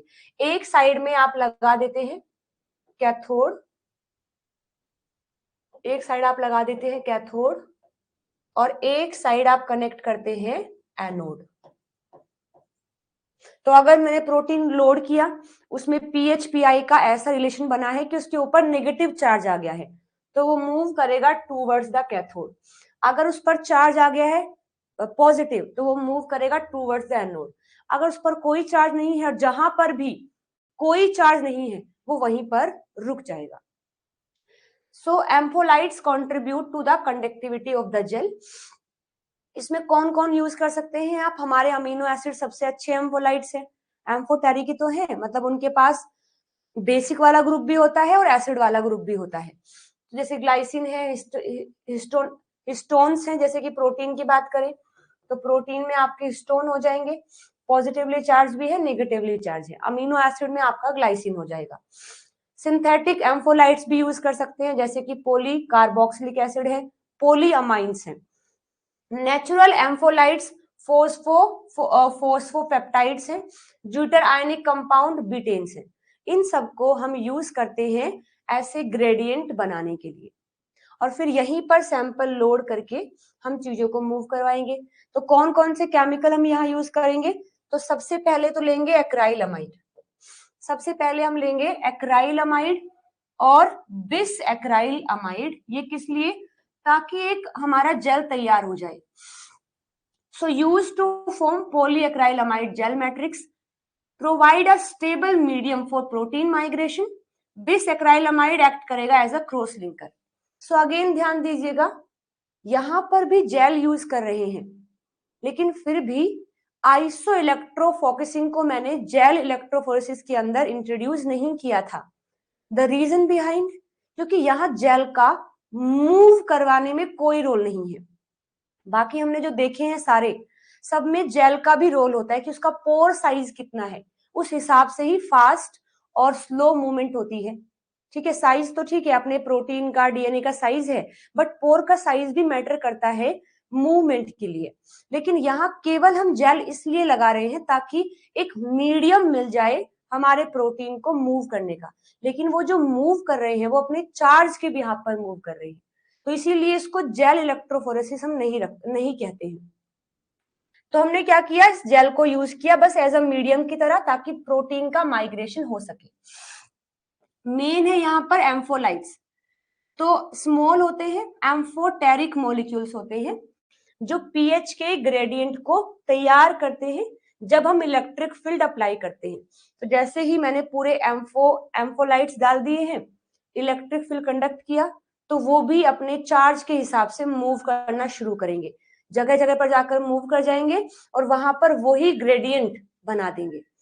तो mixture cover specific pH range, तो हमने क्या किया, बहुत सारे एम्फोलाइट्स डाल दिए हैं जो स्पेसिफिक पीएच की रेंज को कवर कर देंगे। जैसे पीएच 3 से लेकर के 10 तक, मतलब कुछ एम्फोलाइट्स ऐसे हैं जो 3 से लेकर के 10 तक बना देंगे, मतलब 3 4 5 6 7 8 9 10, 3 से पहले नहीं, 10 के बाद नहीं। तो आपको अगर ऐसा लगता है कि आपके सैंपल में जितने प्रोटीन है लगभग उनका पीआई 3 से 10 के आसपास है, तो आप उस कैटेगरी के एम्फोलाइट्स यूज करेंगे। अगर आपको 4 से 7 का बनाना है तो ऐसे। तो अलग अलग एम्फोलाइट्स अलग अलग तरीके से पीएच का ग्रेडियंट बनवाते हैं। अकॉर्डिंगली आपको चेक करना है कि कितने पीएच का ग्रेडियंट आपको चाहिए। जैसे एग्जांपल है सर्वेलाइट है और फार्मालाइट्स है और एम्फोफोलिन्स है, ये सब भी एम्फोलाइट्स की तरह एक्ट करते हैं। आगे देखिए, बफर यूज करेंगे, maintain the desired pH range and provide ion for the conductivity, वो बफर में होंगे। कैथोड बफर यूजुअली NaOH होगा और इथाइलिन डाइअमाइन होगा जो कि बेसिक है। और एनोड बफर के तौर पर आप यूज करेंगे फोस्फोरिक एसिड और एसिटिक एसिड जो आपको चार्ज देंगे नेगेटिव वाला। ठीक है, अभी सैंपल बफर है जो आप सैंपल के साथ में रखेंगे। कंटेन प्रोटीन सैंपल इन लो सोल्ट बफर, जहां पर एसडीएस नहीं होगा। Since IEF require native charge, क्योंकि हमें आइसो इलेक्ट्रोफोकसिंग में बिल्कुल नेटिव चार्ज चाहिए जो प्रोटीन पर एग्जैक्टली चार्ज है। हम रियल चार्ज के बिहाफ पर मूव करवाना चाहते हैं, तो एसडीएस बीटा मर्कैप्टोइथेनॉल कुछ नहीं देंगे, जो उसके ऊपर नेटिव चार्ज है वही रहना चाहिए। क्योंकि अगर हमने एसडीएस दे दिया फिर तो वो पूरे प्रोटीन पर नेगेटिव चार्ज कर देगा।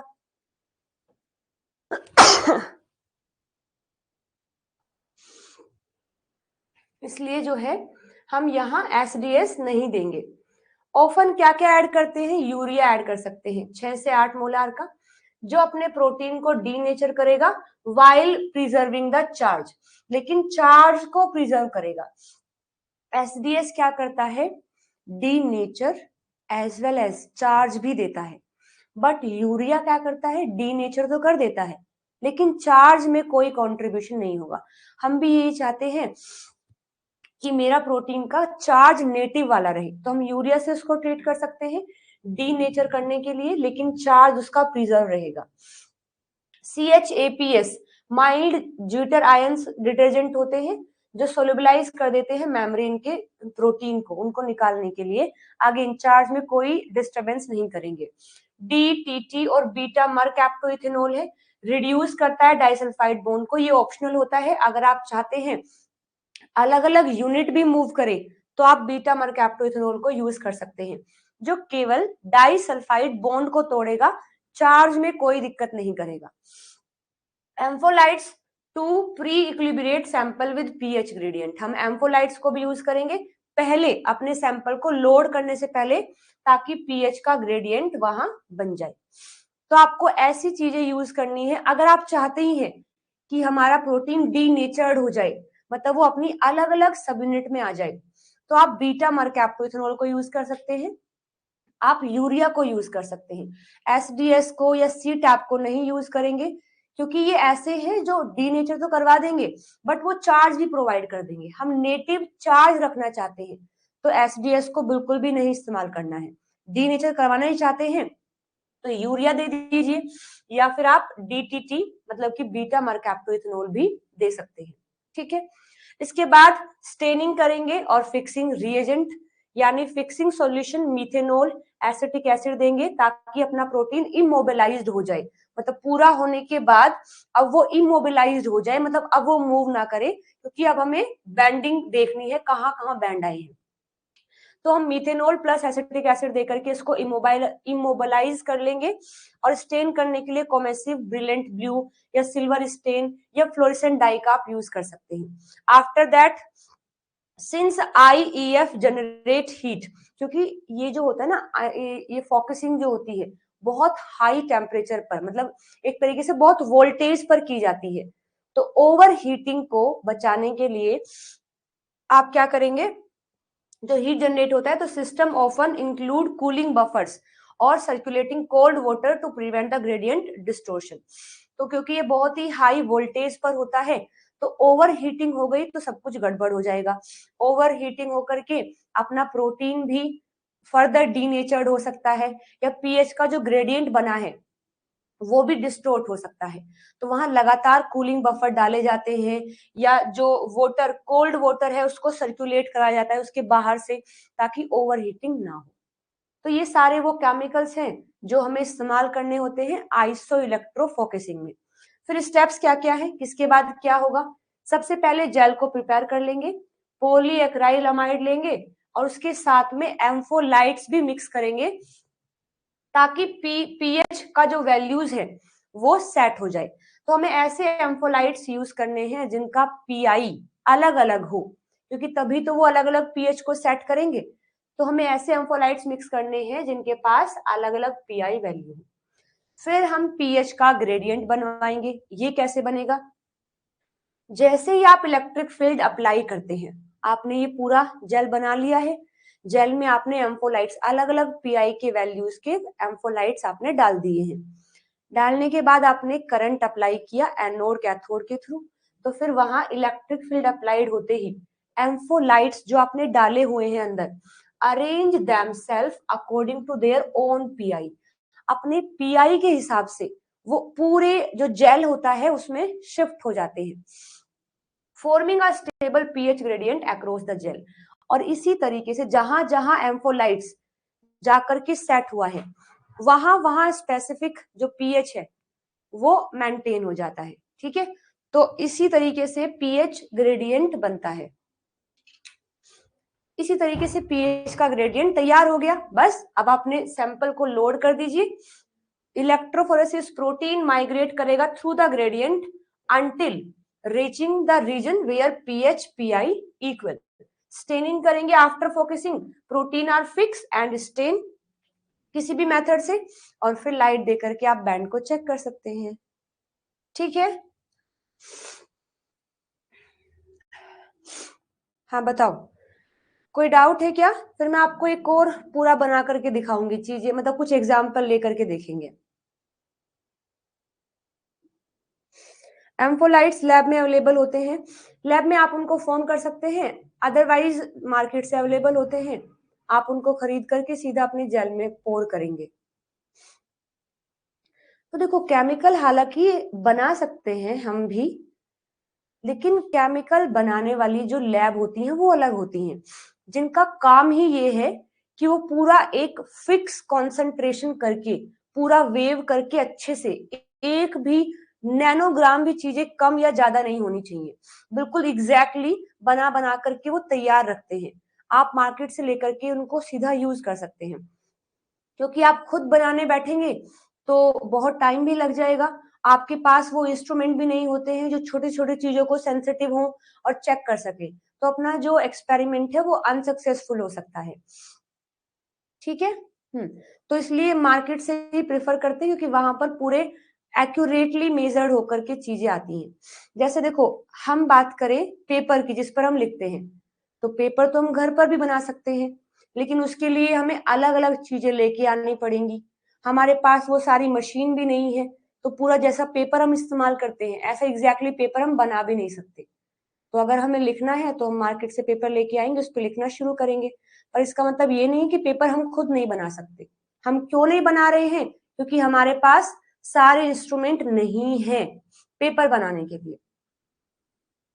तो एम्फोलाइट्स अवेलेबल हैं, हम बना भी सकते हैं, लेकिन बनाते इसलिए नहीं है क्योंकि सब चीजें होती नहीं है और इतना टाइम भी नहीं रहता है। तो ये कॉमन से जो केमिकल्स होते हैं वो मिल जाएंगे। ठीक है, चलो बताओ, कोई डाउट तो नहीं IEF में?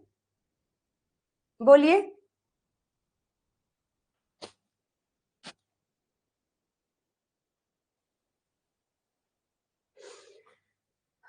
कोई बात ऐसी जो आपके दिमाग में ना आई हो? आ गई है? चलो फिर हम एक काम करते हैं, एग्जाम्पल लेकर के देखते हैं। एग्जाम्पल लेकर के एक बार देख लेते हैं कि ये टेक्निक कैसे काम करती है। रैंडम आप कुछ भी एग्जाम्पल ले सकते हो, पर चलो मैं बता देती हूँ। हमने ना 3 प्रोटीन ले लिए हैं, A, B और C।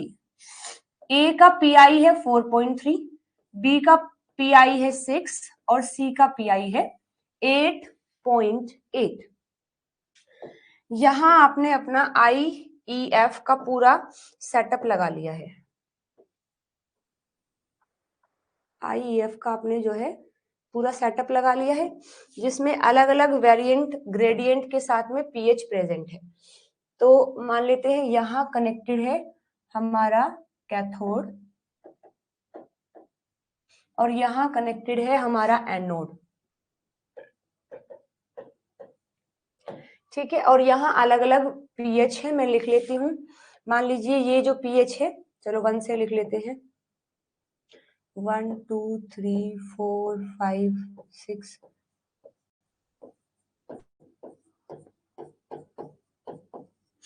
ये हो गया है। ठीक है, pH का पूरा ग्रेडियंट बन गया है। यहाँ पर अलग अलग जो अपने एम्फोलाइट्स हैं, जिनके ऊपर पॉजिटिव नेगेटिव दोनों चार्ज हैं, तो वो एम्फोलाइट्स यहाँ पड़े हुए हैं जिन्होंने pH के ग्रेडियंट को मेंटेन किया हुआ है।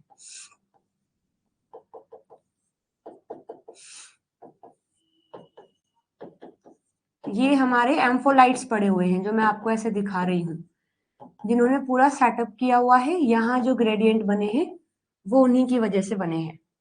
आपने अपना सैंपल, ये जो 3 प्रोटीन है यहाँ पर लोड कर दिए हैं, तीनों प्रोटीन। मान लेते हैं कि ये प्रोटीन जो है ए वाला जो है यहाँ 7 ही रेंज में फॉल हुआ है। ए वाला जो आपका बी है, बी जो है बी यहाँ पर है, और अगर बात करें सी की तो सी आपका यहाँ है। चलिए बताइए, पहले जो ए है वो मूव करेगा या नहीं, और करेगा तो किस साइड मूव करेगा? किस साइड मूव करेगा? टूवर्ड्स द कैथोड और टूवर्ड्स द एनोड। बताओ एक बार, फिर मैं आपको एक शॉर्ट ट्रिक बताऊंगी।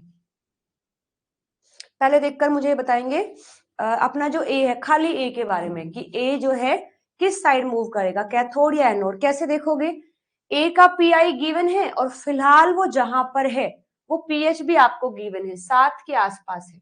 तो पीएच हो गया 7 और पीआई कितना है? पीआई है 4.3। तो चेक कर लीजिए कि चार्ज क्या आएगा। चार्ज जो भी होगा उस साइड में मूव करेगा, कैथोड एनोड।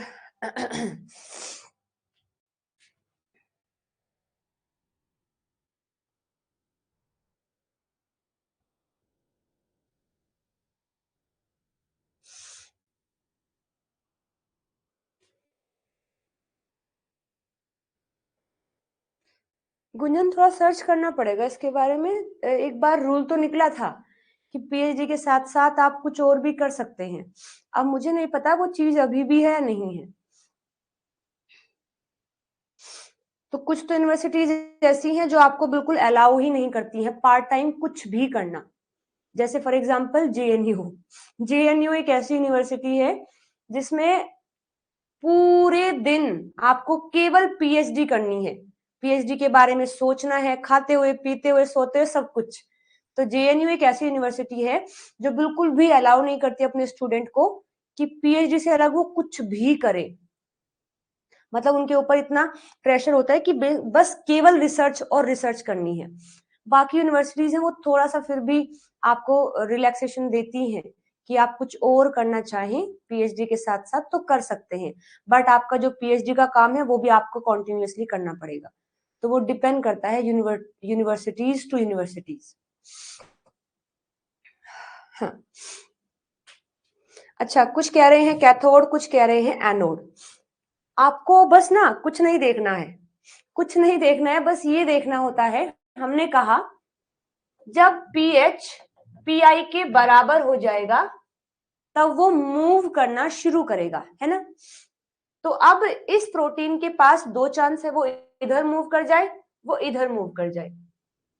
अगर वो इधर मूव करेगा तो क्या कभी उसका पीआई पीएच के बराबर हो पाएगा? कभी भी नहीं, क्योंकि इधर तो 7, 8, 9, 10 है, लेकिन इसका पीआई तो कितना है? 4.3 है। तो उसका पीएच पीआई कभी ना कभी बराबर तो होगा ही, ऐसा तो नहीं है कि कभी बराबर नहीं होगा, बस वो मूव करता रहेगा। कभी तो ऐसा होगा कि पीएच पीआई के बराबर आएगा। तो अपना ए उसी साइड मूव करेगा जिस साइड उसका पीआई बराबर होने के चांस है। तो वो तो इस साइड है, तो जो है ना ये इस साइड मूव करेगा। वो कहाँ जाकर के रुकेगा ये भी ध्यान देना, कुछ नहीं सोचना है उसमें भी। जहां पर 4.3 मिल जाए यहां पर आकर के ए मूव करना बंद कर देगा। ठीक है, समझ गए? ठीक है। और वैसे भी अगर आप, हालांकि इजी है लेकिन फिर भी नहीं अगर ये पता है तो देखो खुद से, पीएच अगर ग्रेटर देन पीआई है तो चार्ज कैसा आता है? नेगेटिव चार्ज आता है। नेगेटिव चार्ज आएगा तो वो किस साइड मूव करेगा? टूवर्ड्स द कैथोड मूव करेगा। कैथोड पॉजिटिव होती है, एनोड नेगेटिव होती है। वो टूवर्ड्स द कैथोड मूव करेगा। कब तक मूव करता रहेगा? जब तक उसका पीएच पीआई के बराबर नहीं हो जाता। पीआई कितना है? 4.3। तो वो यहां पर आकर के रुक जाएगा।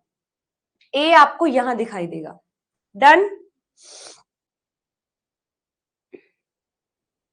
Positive charge move on cathode. एक मिनट, कैथोड कैसी होती है? रुको रुको रुको,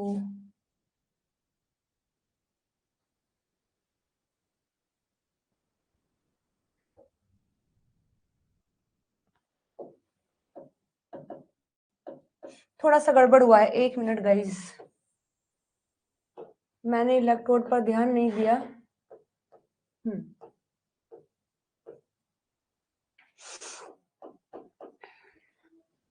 अभी ठीक है?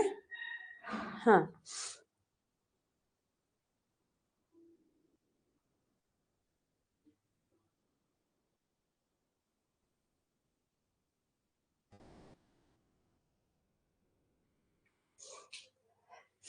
हाँ, अभी ठीक है, अभी समझ गए? ठीक है। चलो फिर बताओ, अभी बी का मूवमेंट बताओ किस साइड होगा? बी किस साइड मूव करेगा? बी के बारे में बताएंगे।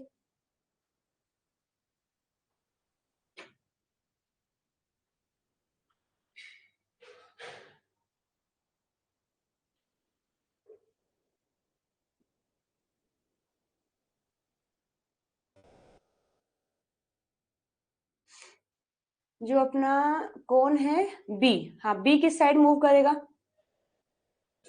ये भी एनोड की साइड मूव करेगा। ये भी एनोड की साइड मूव करेगा। और कहां तक मूव करेगा? ये यहां तक मूव करेगा। जो अपना बी है ना, ये बी यहां तक मूव करेगा, यहां आकर के रुक जाएगा। तो बी ऐसे आएगा और यहां आकर के स्टॉप हो जाएगा। ठीक है। अच्छा देखो, सी जो है, सी हमने यहां डाला है। सी किस साइड मूव करेगा? सी मूव करेगा टूवर्ड्स द कैथोड। और कहां तक मूव करेगा? 8.8 तक, यानी आपका सी यहां पर आएगा। तो अकॉर्डिंगली वो बिल्कुल अलग अलग आपको दिखाई देंगे। जैसे देखो, इसमें हम देखेंगे अपना ए जो है ना, ए ए यहां आकर के रुका है 4.3, तो ए यहां पर रुकेगा, बी अपना यहां रुकेगा और सी जो है यहां रुकेगा। ये है आइसो इलेक्ट्रोफोकसिंग। हाँ 8.8 पर ये बिल्कुल स्टॉप कर जाएगा, रुक जाएगा। Done everyone?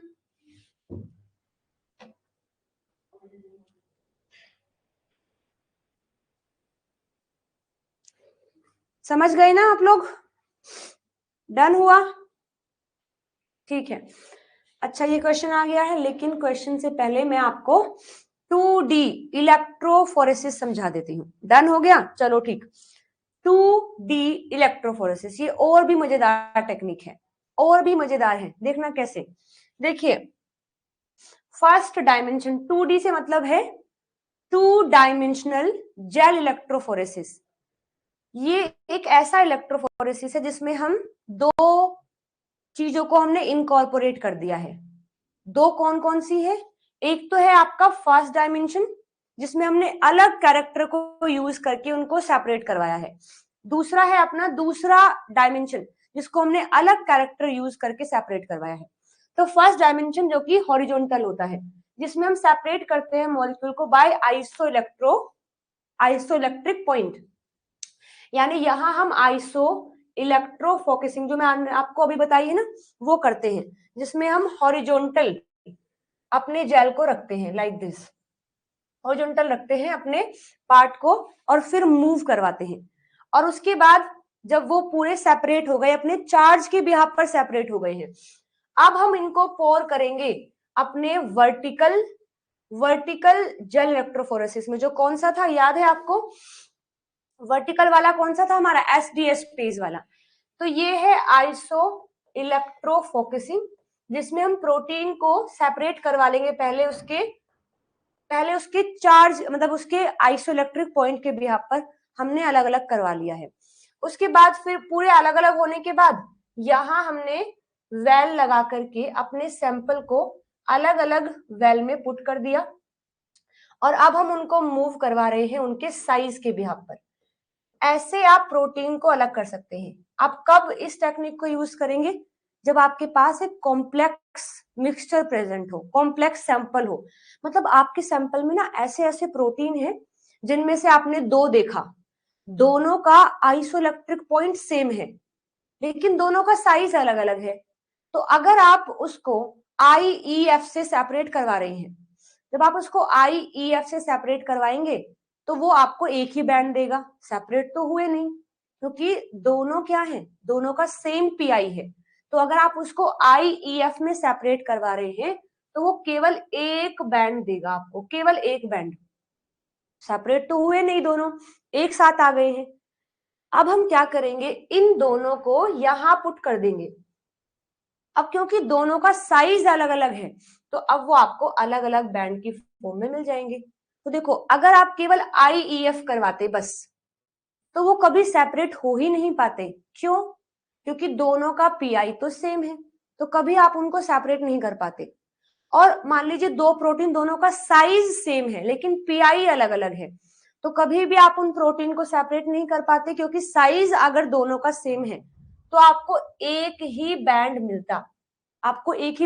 मान लीजिए आपके पास ना दो प्रोटीन है, 115 किलो डाल्टन का 115, इसका PI जो है अलग है, इसका PI मान लेते हैं 7 है और इसका PI मान लेते हैं 8 है। तो दोनों प्रोटीन तो अलग अलग है ना, हालांकि साइज सेम है। अगर आप इसे केवल SDS पेज में रन करेंगे आपको एक ही बैंड दिखाई देगा, वो भी 115 का। क्या सेपरेट हुए? नहीं हुए। लेकिन अगर आप इसको यहां सेपरेट करके अब इसे PI के बिहाफ पर सेपरेट करेंगे तो PI दोनों का अलग अलग है, तो वो अलग अलग, एक मान लीजिए यहाँ पर 7 वाला, मान लीजिए यहाँ 8 वाला, यहाँ तो हो गए सेपरेट।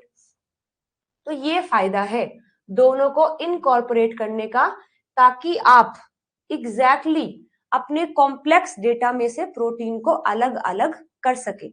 इसे भी एग्जाम्पल देकर के पूरा समझेंगे। एक बार थोड़ा सा समझ लेते हैं क्या क्या चीजें हैं। तो फर्स्ट डायमेंशन जो कि हॉरिजॉन्टल यानी IEF हॉरिजॉन्टल वाला होता है, जिसमें आप मॉलिक्यूल को सेपरेट करेंगे उनके आइसोइलेक्ट्रिक पॉइंट के बिहाफ पर। सेकेंड डायमेंशन में वर्टिकल वाला लेंगे, separate molecules by molecular mass via SDS page. Effective separation होता है, due to two distinct properties better separation than 1D electrophoresis, क्योंकि वहां आप दो प्रॉपर्टीज का यूज कर रहे हैं यहाँ, तो बेटर सेपरेशन होता है एज कंपेयर जब आप 1D इलेक्ट्रोफोरेसिस करते हैं। 1D में क्या, जैसे आपका नेटिव पेज आ गया है, SDS पेज आ गया, बस अकेले अकेले आप उनको कर रहे हैं, तो ये फायदा है इसका। Why 2D page is powerful, powerful क्यों है, क्योंकि combine two independent properties pI और मॉलिक्यूलर वेट। आपने दो ऐसी ऐसी प्रॉपर्टी ले ली है जो इंडिपेंडेंट होती हैं। Greatly enhance the resolution, can separate thousands of protein from a single cell extract। एक सिंगल सेल से अगर आपको 1000 प्रोटीन भी मिले हैं तो भी आप उनको अलग अलग, सबको अलग अलग सेपरेट कर सकते हैं, क्योंकि ऐसा बहुत कम देखने को मिलेगा कि कोई प्रोटीन, कोई दो प्रोटीन है उनका पीआई भी सेम है, उनका साइज भी सेम है, बहुत कम ऐसा देखने को मिलता है। वेरिएशन मिलेगा या तो उन दोनों का पीआई सेम होगा, साइज सेम नहीं होगा, साइज अगर सेम है तो उनका पीआई अलग अलग होगा। तो इसी बिहाफ पर, इसी प्रिंसिपल पर, क्योंकि लगभग प्रोटीन ऐसे देखे जाते हैं जिनका पीआई सेम है तो साइज अलग है, साइज सेम है तो पीआई अलग है, तो आप इस टेक्निक की मदद से उनको पूरा पूरा अलग कर सकते हैं। लेकिन ऐसा बहुत कम देखने को मिलता है कि दो प्रोटीन है, उनका पीआई भी सेम है, उनका साइज भी सेम है। अगर ऐसा है तब तो कोई टेक्निक नहीं है जो उनको अलग अलग कर सके, क्योंकि आप IEF कराएंगे तो भी वो साथ आएंगे, आप SDS पेज कराएंगे तो भी वो साथ आएंगे, तो कोई तरीका नहीं है। बट फिर तो आपको एफिनिटी क्रोमेटोग्राफी करनी पड़ेगी कि हो सकता है दोनों प्रोटीन में कुछ अलग अलग चीजें हों एफिनिटी के बिहाफ पर, या तो फिर तब तो आप उसको अलग अलग कर सकते हैं, अदरवाइज इस मेथड से तो नहीं कर सकते। लेकिन मेनली देखा जाता है अलग अलग पीआई तो साइज सेम हो सकता है, अलग अलग साइज तो पीआई सेम हो सकती है, तो आप उनको सेपरेट कर सकते हैं। So often used in the proteomics for complex protein mixture। ठीक है, जैसे एग्जांपल लेकर के मैं आपको बताती हूँ। हाँ, फर्स्ट डायमेंशन जो है अपना, फर्स्ट डायमेंशन ये आइसोइलेक्ट्रिक फोकसिंग है, हॉरिजॉन्टल सेपरेशन है। प्रोटीन माइग्रेट करेंगे पीएच ग्रेडियंट में जब तक उनका पीएच पीआई के बराबर नहीं हो जाता है। जैसे पीएच पीआई के बराबर होता है, जीरो चार्ज की वजह से वो माइग्रेशन स्टॉप कर देते हैं। प्रोटीन को आपने सेपरेट कर लिया उनकी पीआई के, ओनली पीआई के बिहाफ पर। मीडियम क्या लेंगे आप, पॉलीएक्राइलामाइड जेल लेंगे जिसमें एम्फोलाइट्स होंगे। डायरेक्शन क्या होती है, हॉरिजॉन्टल होती है। रिजल्ट क्या होगा, हर एक प्रोटीन फोकस करेगा अपने आप को अपनी यूनिक पीआई के बिहाफ पर। फिर आप करवाएंगे एक सेकेंड डायमेंशन SDS पेज करवाएंगे। The focus strip from IEF जो आपने ली है उन्हें आप SDS पेज जेल के टॉप पर रखेंगे। SDS bind to the protein ताकि वो यूनिफॉर्म चार्ज दे सके सबको, क्योंकि IEF में तो हम SDS को ट्रीट नहीं कर रहे हैं, क्योंकि वहां हम केवल नेटिव चार्ज के बिहाफ पर सेपरेट करना चाहते हैं। अब चार्ज के बिहाफ पर तो वो सेपरेट हो गई, तो अब हम क्या करेंगे, SDS से बाइंड कर देंगे ताकि सब पर यूनिफॉर्मली नेगेटिव चार्ज आ जाए। प्रोटीन अब सेपरेट होगा अपने मोलिकुलर वेट के बिहाफ पर। यहाँ आप SDS पॉलीएक्राइलामाइड जेल यूज करते हैं, ये वर्टिकल होता है, और रिजल्ट क्या होगा, प्रोटीन मूव करेंगे based on the mass. Smaller protein आगे भागेगा, लार्जर वाला पीछे रह जाएगा। तो ये दो टेक्निक हैं। अभी एक एग्जांपल लेके देखते हैं। हम एक एग्जांपल लेते हैं, प्रोटीन 1, प्रोटीन 2, 3, 4, 5, 6, 7, 8। हमने ये 8 प्रोटीन ले लिए हैं। 8 प्रोटीन के लिए थोड़ा सा समय देंगे मुझे, मैं थोड़ा ना इनका सेट करती हूँ पीआई और इनका मास।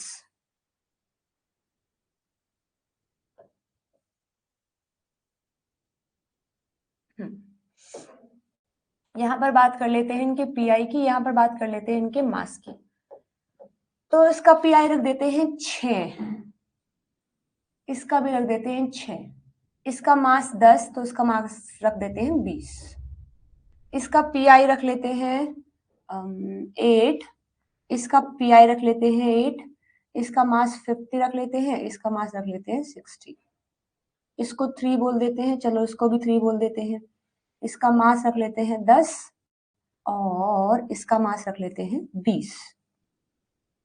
फिर हमने लिया एक और पीआई जिसका हमने रख लिया 4, ये भी रख लिया 4, इसका रख लिया 50 और इसका रख लिया 60।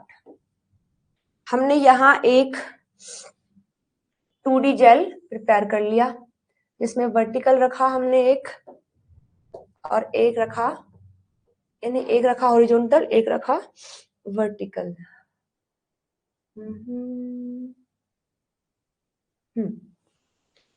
तो अब मैंने इनको सेपरेट करना शुरू किया। तो IEF में प्रोटीन 1 किसके साथ जाएगा? प्रोटीन 1 के साथ और कौन रहेगा? बोलो बोलो। प्रोटीन 1 के साथ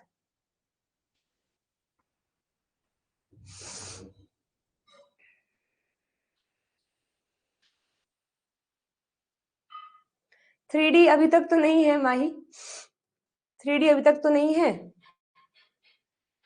हाँ अच्छा, P1 जो है ना, P1 P3 के साथ, तो मान लेते हैं अपना जो pH है 1 2 3 4 5 6 7 8 10 11 12 13 14, तो अपना जो P1 है और P3 है वो दोनों साथ में यहां मिलेंगे आपको।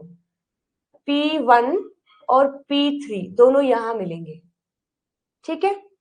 P2 और P8, P2 और P8, P2 और P8 आपको यहां मिलेगा, ठीक है। उसके बाद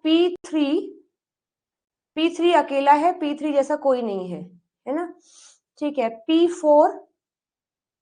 P4 P7 कहां पर मिलेंगे? P4 P7 3 पर, तो P4 और P7 आपको मिलेंगे 3 पर, ठीक है। तो 1 हो गया, 2 हो गया, 3 हो गया, 4 5 रह गया है। 5 है,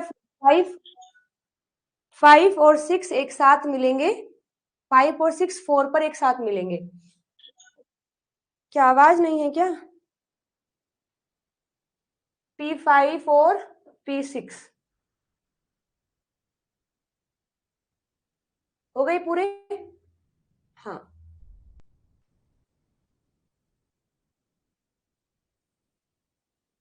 चलो ठीक।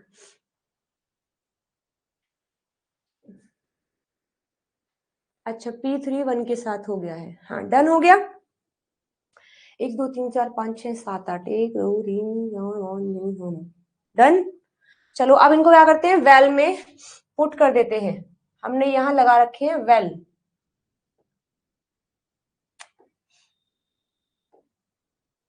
ये अपना स्टैंडर्ड वाला है, ये मार्कर है,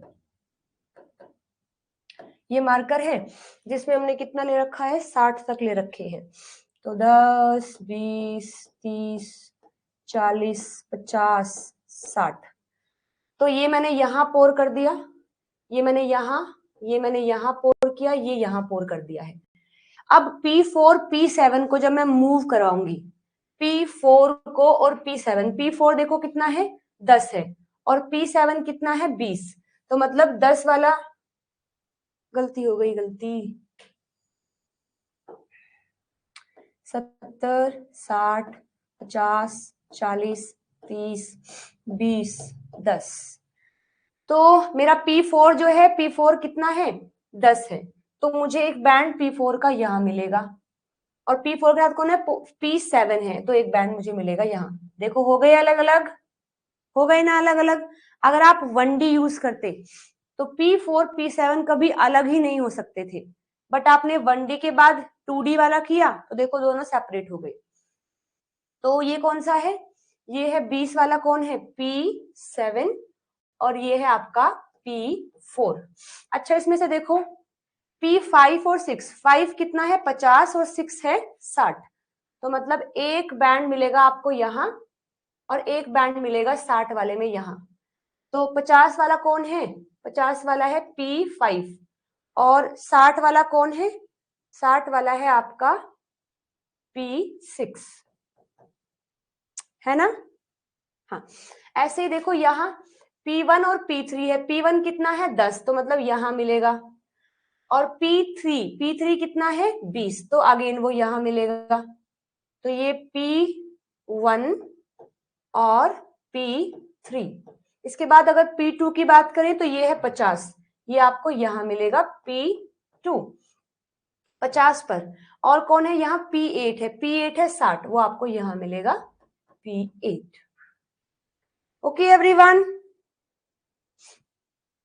हाँ, तो देखा आपने, हमने 2D यूज करके अपने कॉम्प्लेक्स में से सारे प्रोटीन को देखो कितना इजीली हमने अलग अलग कर लिया है।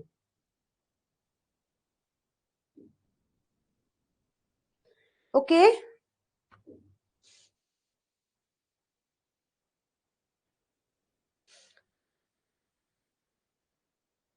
डन, चलो ठीक। तो ये होता है आपका 2D जेल। दो कैरेक्टर को यूज करके आप इन्हें अलग अलग कर रहे हैं। It's time to practice the question. करें क्वेश्चन प्रैक्टिस, कुछ आप लोग करेंगे और कुछ मैं करवा देती हूँ। चलो पढ़ो क्वेश्चन को और मुझे बताओ क्या सही आंसर होगा। चलिए पढ़िए क्वेश्चन और बताएंगे।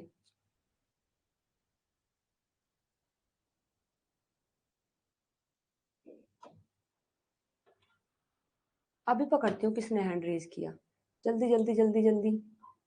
नूतन, हाँ भाई नूतन बोलो क्या बात है। तुम्हारा टना टना सुनते ही ना मैं परेशान हो जाती हूँ, कहीं मेरी आवाज तो नहीं चली गई।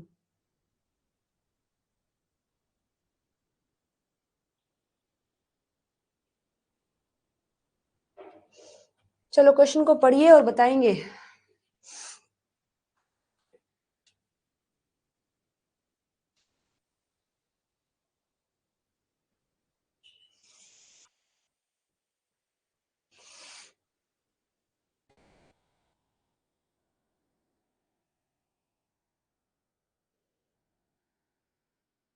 डन डन, 2019 का क्वेश्चन है ये आपका। देखो कितना आसान है ना, बिल्कुल भी हार्ड नहीं है। क्या कहा है कि हमने एक प्रोटीन को जो कि मल्टीमेरिक है, एसडीएस जेल पर हमने उसको रन किया, तो हमें दो बैंड मिले 20 और 40 के। दो बैंड मिले, एक 20 का मिला, एक मिला 40 का। लेकिन जब हमने उसको नेटिव पेस पर रन किया तो वो 120 का निकल के आया। तो ये 20 का है, ये 40 का है। आप फॉर्मूले से भी निकाल सकते हैं, सिंपली भी निकाल सकते हैं। अब तो सिंपल कैलकुलेशन है, 40 50 60, 60 और 60 120, तो मतलब 4 सब यूनिट है। दो 20 वाली होंगी, दो 40 वाली। अगर थोड़ा कॉम्प्लेक्स होता तो आप सीधा फॉर्मूला यूज कर सकते थे कि टोटल जो नेटिव में आया है उसका मास, जो आपका टोटल एसडीएस में आया है उसका मास 40 50 60, टोटल बैंड कितने हैं आपके, दो हैं। तो 0 से 0 गई, 2 तिया 6 और 3 चौक 12, 4 बैंड मिलेंगे। तो कैसा हो गया, ये हो गया होमो टेट्रामर। डन, आगे बढ़ो नेक्स्ट। हाँ ये जो है पढ़िए question. A protein has a molecular mass of 400 kilo Dalton when measured by gel filtration chromatography when subjected to gel electrophoresis in the presence of SDS. The protein gives 3 band with molecular masses of 180, 160 and 60 kilodalton के आपको 3 band मिले हैं। When electrophoresis is carried out in the presence of SDS and beta-mer captoethanol, 3 band are again formed, this time with molecular masses of, लेकिन ये तो था आपका non reducing SDS page. जब आपने रिड्यूसिंग एसडीएस पेज किया तो आपको जो मिला है वो 180 का मिला है, एक 90 का मिला है और एक मिला है 60 का। So what is the sub unit composition of the protein. देखो कितना आसान क्वेश्चन है, ट्राई करो एक बार और मुझे बताओ क्या आंसर सही होगा। सही बताना है आपको, तब तक मैं थोड़ी सी बैठ जाती हूँ। सबका आंसर गलत क्यों है, सी तो था। एक मिनट, आप लोगों ने सी आंसर बोला था ना। ओके ओके, आंसर जो है बी है। आप लोगों ने हेट्रोडाइमर कहा था, ठीक ठीक, मैं समझ गई।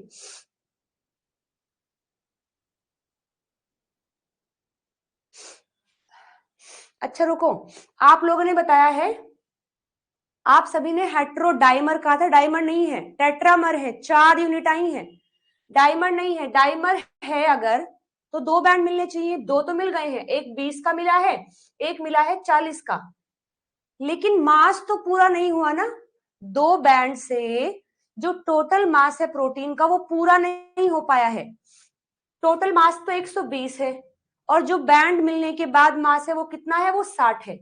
बराबर तो नहीं हो पाया। बराबर करने के लिए आपको ऐसी 20 की एक और लेना पड़ेगा, 40 का एक और लेना पड़ेगा, तो 4 यूनिट हो गई है, टेट्रामर है।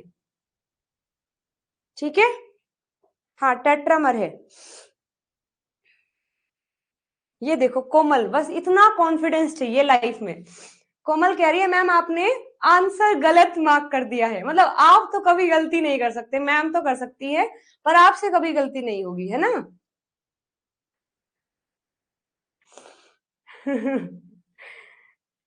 चलो बी है आंसर, सी नहीं है।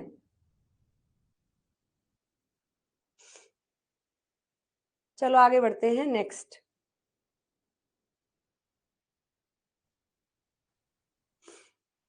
हाँ इसका बता रहे थे, बताओ।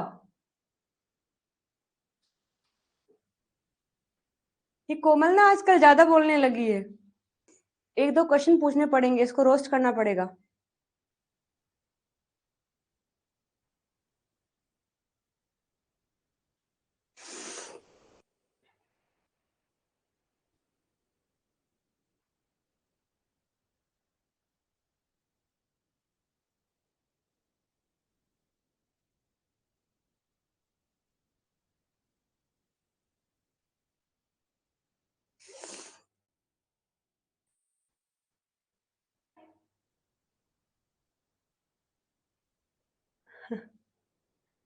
डन।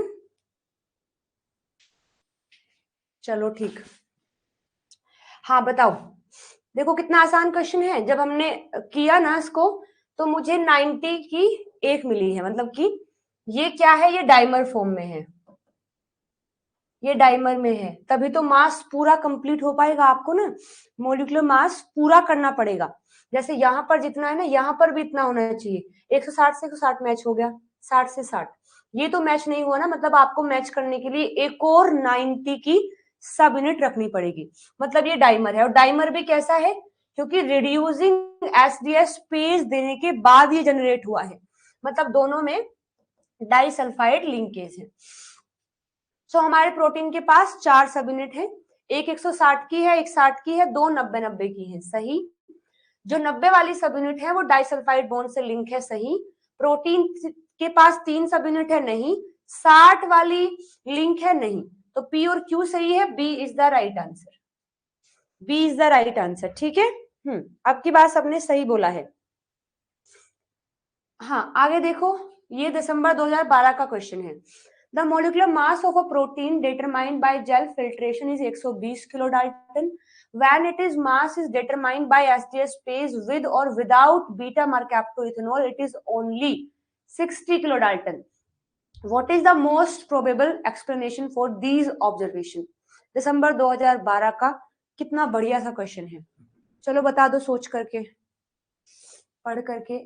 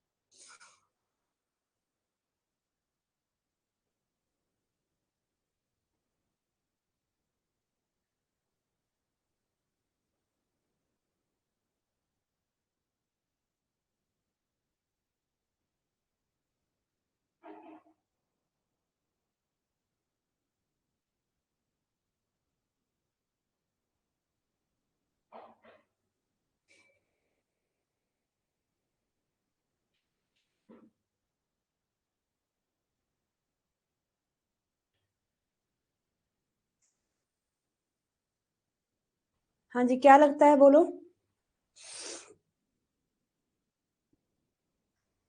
ए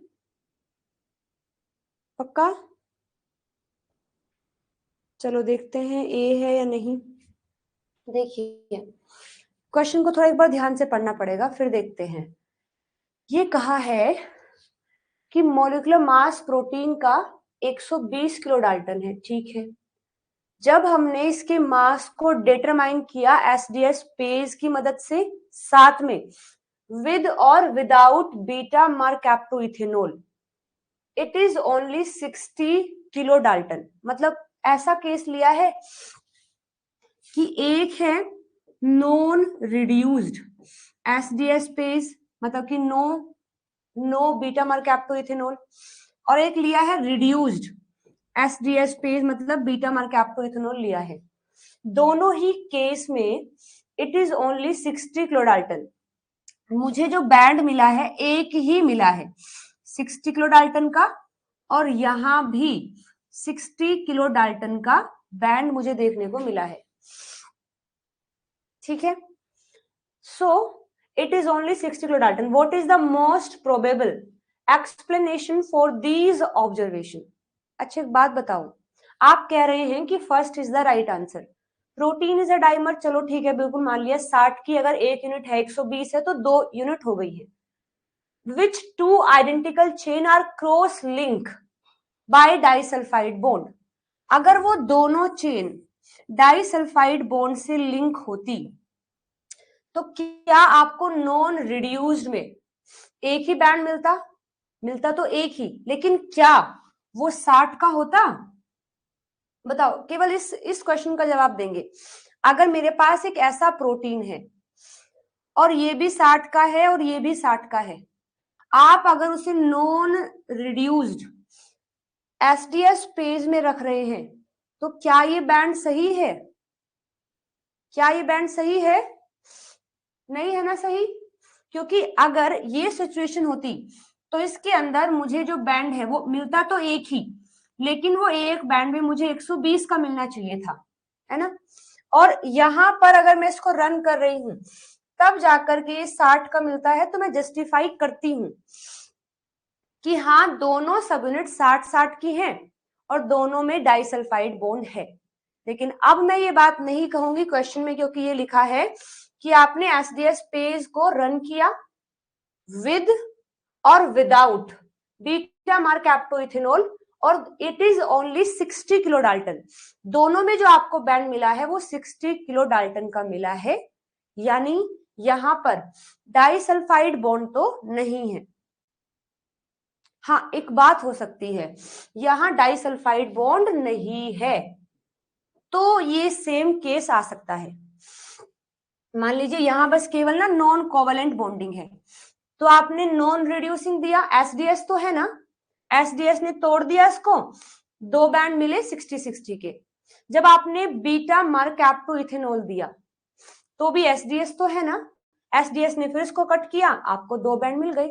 बीटा मरकैप्टोइथेनॉल है भी अगर तो कोई फर्क नहीं पड़ेगा, होता रहे, क्योंकि डाइसल्फाइड बॉन्ड तो नहीं है ना, इसलिए जी फर्स्ट आंसर तो नहीं है। ठीक है, थोड़ा सोच करके आंसर दे, थोड़ा सोचकर आंसर दे, ये तो बिल्कुल नहीं है। प्रोटीन मोनोमर है ऑफ मोलिकुलर मास जिसका 60 किलो डाल्टन है, but it is excluded from the gel matrix due to strong repulsion between the gel matrix. ऐसा तो कुछ नहीं होता है। अच्छा एक बार डी पढ़ लेते हैं। Protein is a monomer but it is nick into half it is size by SDS. गलत, एसडीएस कभी भी पेप्टाइड बॉन्ड को नहीं तोड़ सकता है। निकिंग का मतलब तो ये है ना कि आपके पास ना एक ऐसे मोनोमर था, एसडीएस भाई साहब आए, उन्होंने आकर के पेप्टाइड बॉन्ड तोड़ दिया, ऐसा हो ही नहीं सकता है। तो एसडीएस तो निकिंग कर नहीं सकता। तो अब तो एक ही ऑप्शन बचा है, protein is most likely to be composed of two sub unit having identical molecular mass. सही है। डाइसल्फाइड बॉन्ड तो नहीं है, तो बस ये है कि नॉन कोवेलेंट बॉन्ड होगा। Done everyone. तो आसान क्वेश्चन होते हुए भी क्वेश्चन ट्रिकी हो गया, है ना। ओके एवरीवन,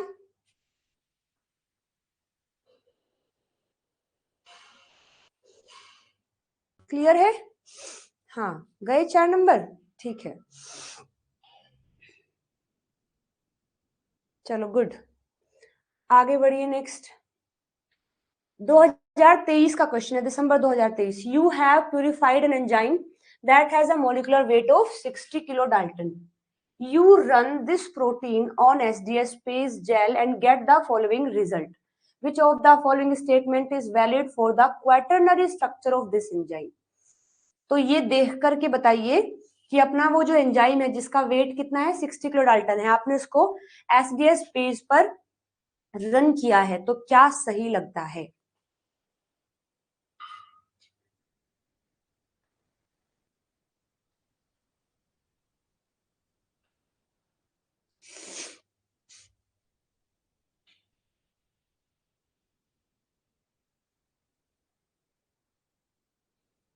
दो हजार तेईस में कितना आसान क्वेश्चन है, देखो।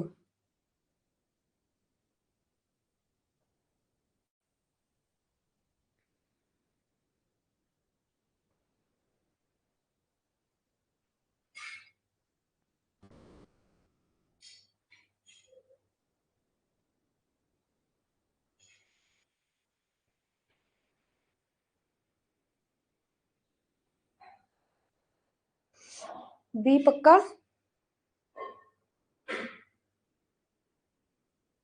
चलो ठीक है, चेक करते हैं। 60 का है ना, ये मार्कर है और ये अपना एंजाइम का सब यूनिट है। एक 30 का मिला है, एक 10 का, टोटल कितने का है? टोटल 60 का है। और एक मिला है 30 का और एक मिला है 10 का, ये तो केवल 40 ही हुए, 60 तो पूरे करने पड़ेंगे। अब 30 को तो मैं 2 बार रख नहीं सकती, 40 ऑलरेडी हो चुके हैं। मान लीजिए अगर मैं इसको 2 कर देती हूँ कि हो सकता है 30-30 के 2 बैंड हो, तो 60 तो ये अकेला ही हो गया, 60 ये अकेला हो गया। तो लेकिन 10 भी तो कहा है ना, 10 का भी मिला है, तो ये तो पॉसिबल हो नहीं पाएगा कि 30 की 2 हो। चलो 10 की बात करते हैं, तो 30-40, 10-10 के कितने होने चाहिए? 10-10 के पूरे 60 करने के लिए हमें 30 करने पड़ेंगे, मतलब 3 बार लेना पड़ेगा। लो, हो गया आपका 60 कंप्लीट। तो 30 का तो 1 होगा और 10 की 3 होंगी। B is the right answer. लेकिन आपको थोड़ा थिक करके दिखा रखा ना, ये कंफ्यूज करने के लिए दिखाया है, थिक करके दिखाया है कंफ्यूज करने के लिए। आपको बस इस हिसाब से जानना है कि 60 का आया है तो कितना करने के बाद ये बराबर होगा। ओके, हाँ, डन, चलो बढ़िया। ये क्वेश्चन जो है आपका जून 2024 का है, चलो ट्राई कर लो एक बार। जून 2024।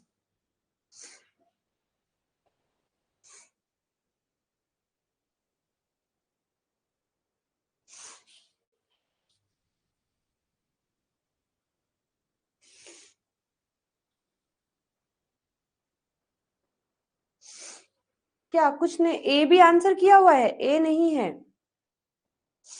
अगर आप ए आंसर कर रहे हैं मतलब 2 सब यूनिट 30-30 की हैं, तो 60 तो यही पूरे हो गए। फिर आपको ये 10 वाला बैंड क्यों मिला है? अगर 30-30 के ही 2 हैं फिर तो साइज पूरा हो गया, तो ये 10 वाला बैंड क्यों मिला है? फिर 10 वाला नहीं मिलना चाहिए था ना, 10 वाला अगर मिला है तो मतलब 2 30-30 तो हो नहीं सकते हैं। चलो आगे देखो, ट्राई करेंगे क्वेश्चन को। अच्छा जी, मेरे सारे फेवरेट हैं।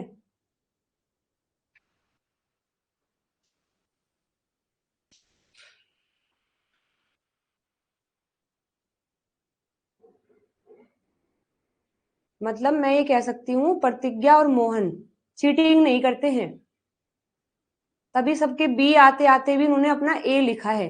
वेरी गुड बच्चों, ऑनेस्ट बच्चे हैं प्रतिज्ञा और मोहन।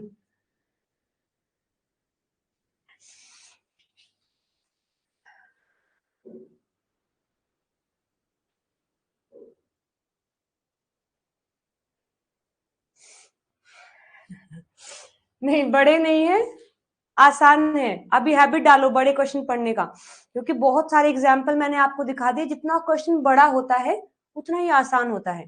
तो जब बड़े क्वेश्चन आए तो डरो मत, डरा मत करो, बल्कि खुश हो जाया करो कि शायद ये क्वेश्चन बन जाए। चलो मैं पढ़ देती हूँ आपके लिए। 160 kilo Dalton complex of 4 protein molecules consisting of a dimer formed by 25 kilodalton protein connected by 2 disulfide bond and 3 other protein 10, 30, 70 kilodalton respectively. अच्छा, 160 kilodalton complex 4 protein molecules consist of dimer. ठीक है, फिर कहा है it was isolated and analysed on SDS space gel without DTT यानी beta mercaptoethanol in the gel loading die. Which one of the following option would represent the SDS phase profile? बताओ। तो अगर इसमें भी कुछ नहीं करना है आपको, बस 160 ना पूरा करना है। तो एक मिला है आपको 25 का, डाइमर ऑफ 25 दो। अच्छा, एक है 10 का, एक 30 का और एक है 70 का।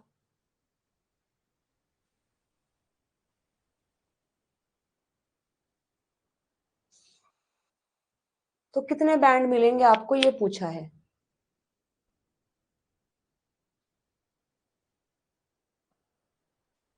ये क्वेश्चन तो मैंने करवाया भी है ना।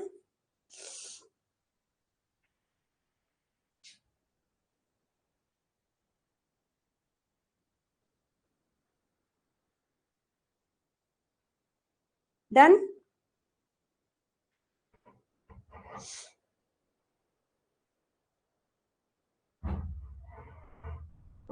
डन गाइज, गाइज डन हो गया। चलो देखते हैं। कह रहा है विदाउट डीटीटी, और कहा है ना कि जो डाइमर है, जो डाइमर है 25 वाला, वो डाइसल्फाइड बॉन्ड से बिल्कुल सेम है, मतलब ऐसे ऐसे आपस में कनेक्टेड है। 25 का ये है और 25 का जो है ना ये है। बाकी एक 10 का है, एक जो है ना आपका 30 का है और एक आपका 70 का है। जब आप इसको सेपरेट करेंगे, एक बैंड इसका मिलेगा, एक बैंड इसका मिलेगा, एक बैंड इसका मिलेगा और एक बैंड आपको 50 का मिलेगा, 25 का नहीं, क्योंकि ये दोनों अभी भी कनेक्टेड है। दोनों कनेक्टेड है तो उसको एक यूनिट की तरह ट्रीट किया जाएगा। तो 25 25 50 का आपको एक बैंड मिलेगा। तो एक 50 का मिलेगा, एक 30 का मिलेगा, एक 10 का, 70 का, यानी कि 4 बैंड मिलेंगे। और देखो कब का क्वेश्चन है, बिल्कुल रिसेंट, जून 2024 का क्वेश्चन है। बताओ इसमें क्या है, कुछ भी नहीं है। 1 मिनट का क्वेश्चन है और 4 नंबर आपके फुल आ गए हैं। ठीक है,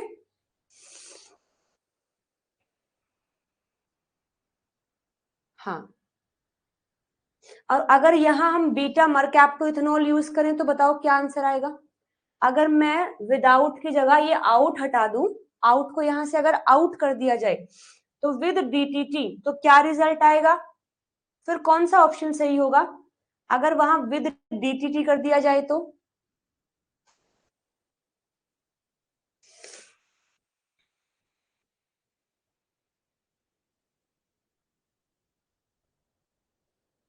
हाँ, अगर अगर क्वेश्चन में या तो यहां पर विदाउट की जगह विद डीटीटी कर दिया जाए, या फिर ये ना कहा जाता कि जो डाइमर बना है वो डाइसल्फाइड बॉन्ड से कनेक्टेड है, तो आंसर आपका 2 होना चाहिए था। फिर आपका आंसर 2 होता अगर अगर यहाँ डाइसल्फाइड बॉन्ड ना दिया हो, या फिर अगर ये दिया हुआ है तो यहाँ बीटा मरकैप्टोइथेनॉल है। ठीक है, हाँ। ओके एवरीवन, चलिए बढ़िया, आगे देखो नेक्स्ट। ये क्वेश्चन है और इस क्वेश्चन को एक बार आप खुद से ट्राई करेंगे। सेम वही एल्ब्यूमिन वाला क्वेश्चन है। अगर किसी को एक्यूट इन्फ्लामेशन डिटेक्ट हुआ है तो कैसा ऑब्जर्वेशन देखने को मिलेगा। अल्फा 1 अल्फा 2 इंक्रीज करेंगे, डिक्रीज करेंगे, वो एक बार आप याद कर लेना। याद नहीं हुआ होगा अभी, याद करके फिर इस क्वेश्चन को आप प्रैक्टिस करेंगे।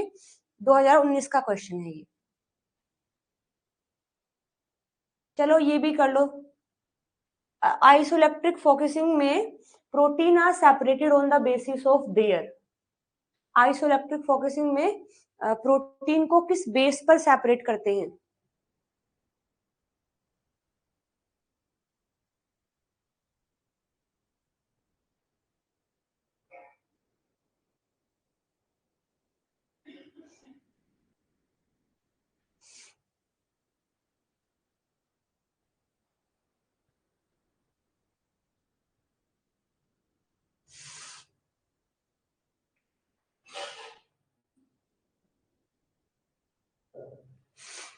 Relative content of only positively charged residue, relative content of only charged residue, relative content of positively and negatively charged residue, and mass to charge ratio। तो ये दोनों तो मुझे सेम सेम लग रहे हैं, इन दोनों में क्या डिफरेंस है? ओनली चार्ज में तो पॉजिटिव नेगेटिव ही आएंगे या और भी आ सकते हैं?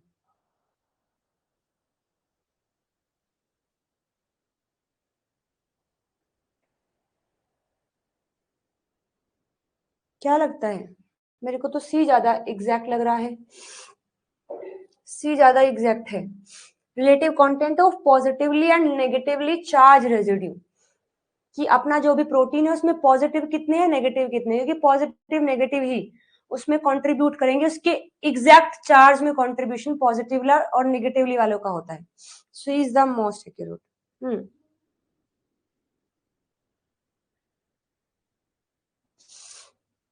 ठीक है।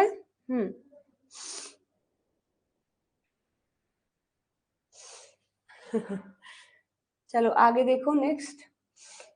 हाँ ये क्वेश्चन जो है एक बार खुद से ट्राई करेंगे, खुद से ट्राई करेंगे। ये कहाँ से आया है? ठीक है, ये क्वेश्चन जो है आपको पीआई दे दिया है और पूछा है कि एनोड की साइड मूव करेंगे या कैथोड की साइड मूव करेंगे, कब तक मूव करेंगे, ये इलेक्ट्रोफोकसिंग के से क्वेश्चन है। तो उसको ट्राई करेंगे आप लोग। और एक क्वेश्चन जो है बीच में था इलेक्ट्रोफोकसिंग के जस्ट बाद में भी मैंने एक क्वेश्चन रखा था, ये वाला, ये क्वेश्चन भी एक बार आप लोग ट्राई करेंगे। ठीक है, तो लगभग तो क्वेश्चन मैं ढूंढ के ला चुकी हूं, ये ट्राई कर लेना बस। डन। तो इलेक्ट्रोफोरेसिस कंप्लीट हुआ।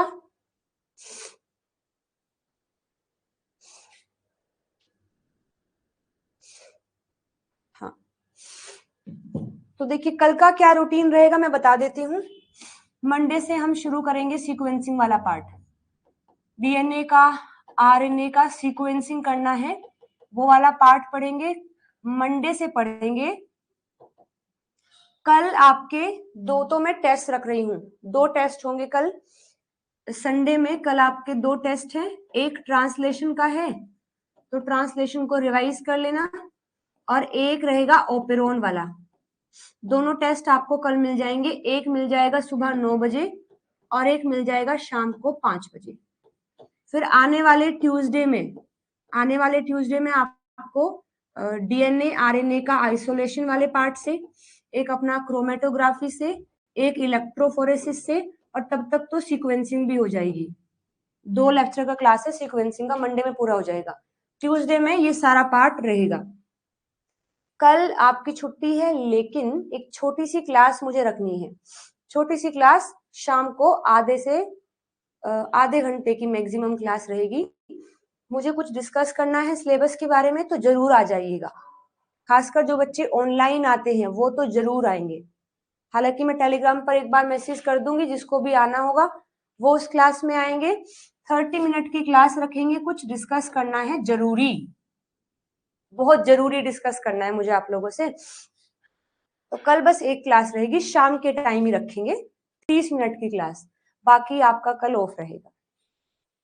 ठीक है, हाँ 7 बजे, वही 6-7 बजे के आसपास रख लेंगे।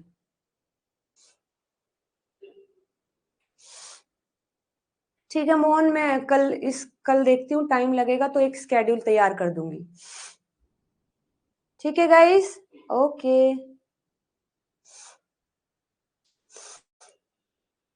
हाँ, शॉर्ट नोट्स मार्क कर देती हूँ। मुझे थोड़ी सी तबीयत खराब लग रही है, इसलिए कल की छुट्टी दे रही हूँ। ठीक अगर मैं हो गई तो क्लास का नोटिफिकेशन मिल जाएगा आप लोगों को। आ जाइएगा फिर, ठीक है। अच्छा, ये लिख लेना, यहाँ से क्वेश्चन आए हैं तो शॉर्ट नोट्स की फॉर्म में इनको लिख लेंगे। याद है ना, सेम यही क्वेश्चन था, यही तो था ना, बिल्कुल सेम। 25 25 10 30 70 नेटिव में नॉन रिड्यूसिंग में पूछा हुआ था, है ना। और ये सेम क्वेश्चन था, तो इसको शॉर्ट नोट्स में ऐड करेंगे। इसके बाद इसे भी ऐड कर लेना। कॉन्सेप्ट क्लियर हो गया है तो रहने देना, मर्जी है। अगर आपको लगता है कॉन्सेप्ट क्लियर है तो एक लिख लेना जरूर, दोनों में से कोई भी। ये भी लिखेंगे, फॉर्मूला है। इसके बाद, हाँ, इसके बाद आप लिखेंगे ये वाले जो कि जितने भी ग्राफ हैं ये सब ड्रॉ करेंगे, ये सब आप लोगों को ड्रॉ करने हैं, ठीक है। इसके बाद फिर ये भी पार्ट कर लेना। जो फोल्डिंग है 2 लाइन में आ जाएगा। फोल्डिंग वाला तेज भागता है, अनफोल्डिंग वाला धीरे भागता है। इसके बाद आइसोइलेक्ट्रिक फोकसिंग में एमाइलो, हाँ, इसमें ना थोड़ा एक तो इसका प्रिंसिपल वाला पार्ट है, ये लिख लेना। ये आपको पता है, इसको रहने देना। अमाइलोफाइट्स के बारे में जरूर लिखेंगे, ये क्या होते हैं और क्या करते हैं। इसके बाद ये तो ठीक है, इसमें से कुछ नहीं लिखना है, इसमें भी कुछ नहीं लिखना है, ये एग्जाम्पल लिख लेना। इसके बाद फिर ये क्वेश्चन आप ट्राई करेंगे 2D में, ये वाली बात लिख लेना दोनों के बारे में। फिर ये आपको पता ही है, अलग अलग दोनों को मैंने पढ़ा रखा है। बस इसके बाद फिर ये एग्जाम्पल एक बार लिख लेना ताकि कॉन्सेप्ट क्लैरिटी हो जाए। बस, बाकी तो क्वेश्चन है। कुछ नई इंफॉर्मेशन लगे क्वेश्चन में तो उसको भी नोट कर सकते हैं। डन।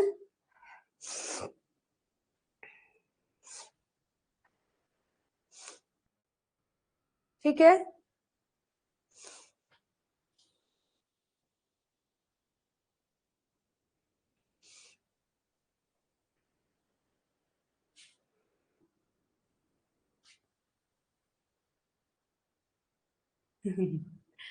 हाँ ठीक है जी, सब डिस्कस कर लेंगे।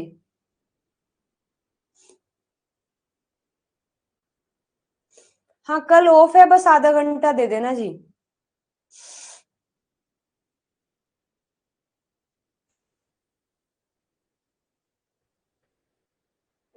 चलो चलते हैं फिर।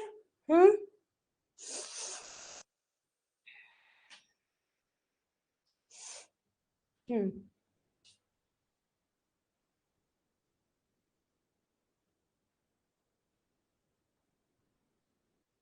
ठीक है जानवी, गुड।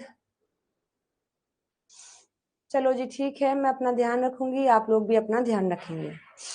चलते हैं अभी। Okay, bye bye, take care everyone. कल मिलेंगे 6 बजे आधे घंटे की क्लास में, कुछ जरूरी डिस्कस करना है। बाकी आपका पूरा दिन ऑफ रहेगा, टेस्ट दे देना बस, है ना। टेस्ट दे देना अपने कल। Okay, bye bye, take care everyone.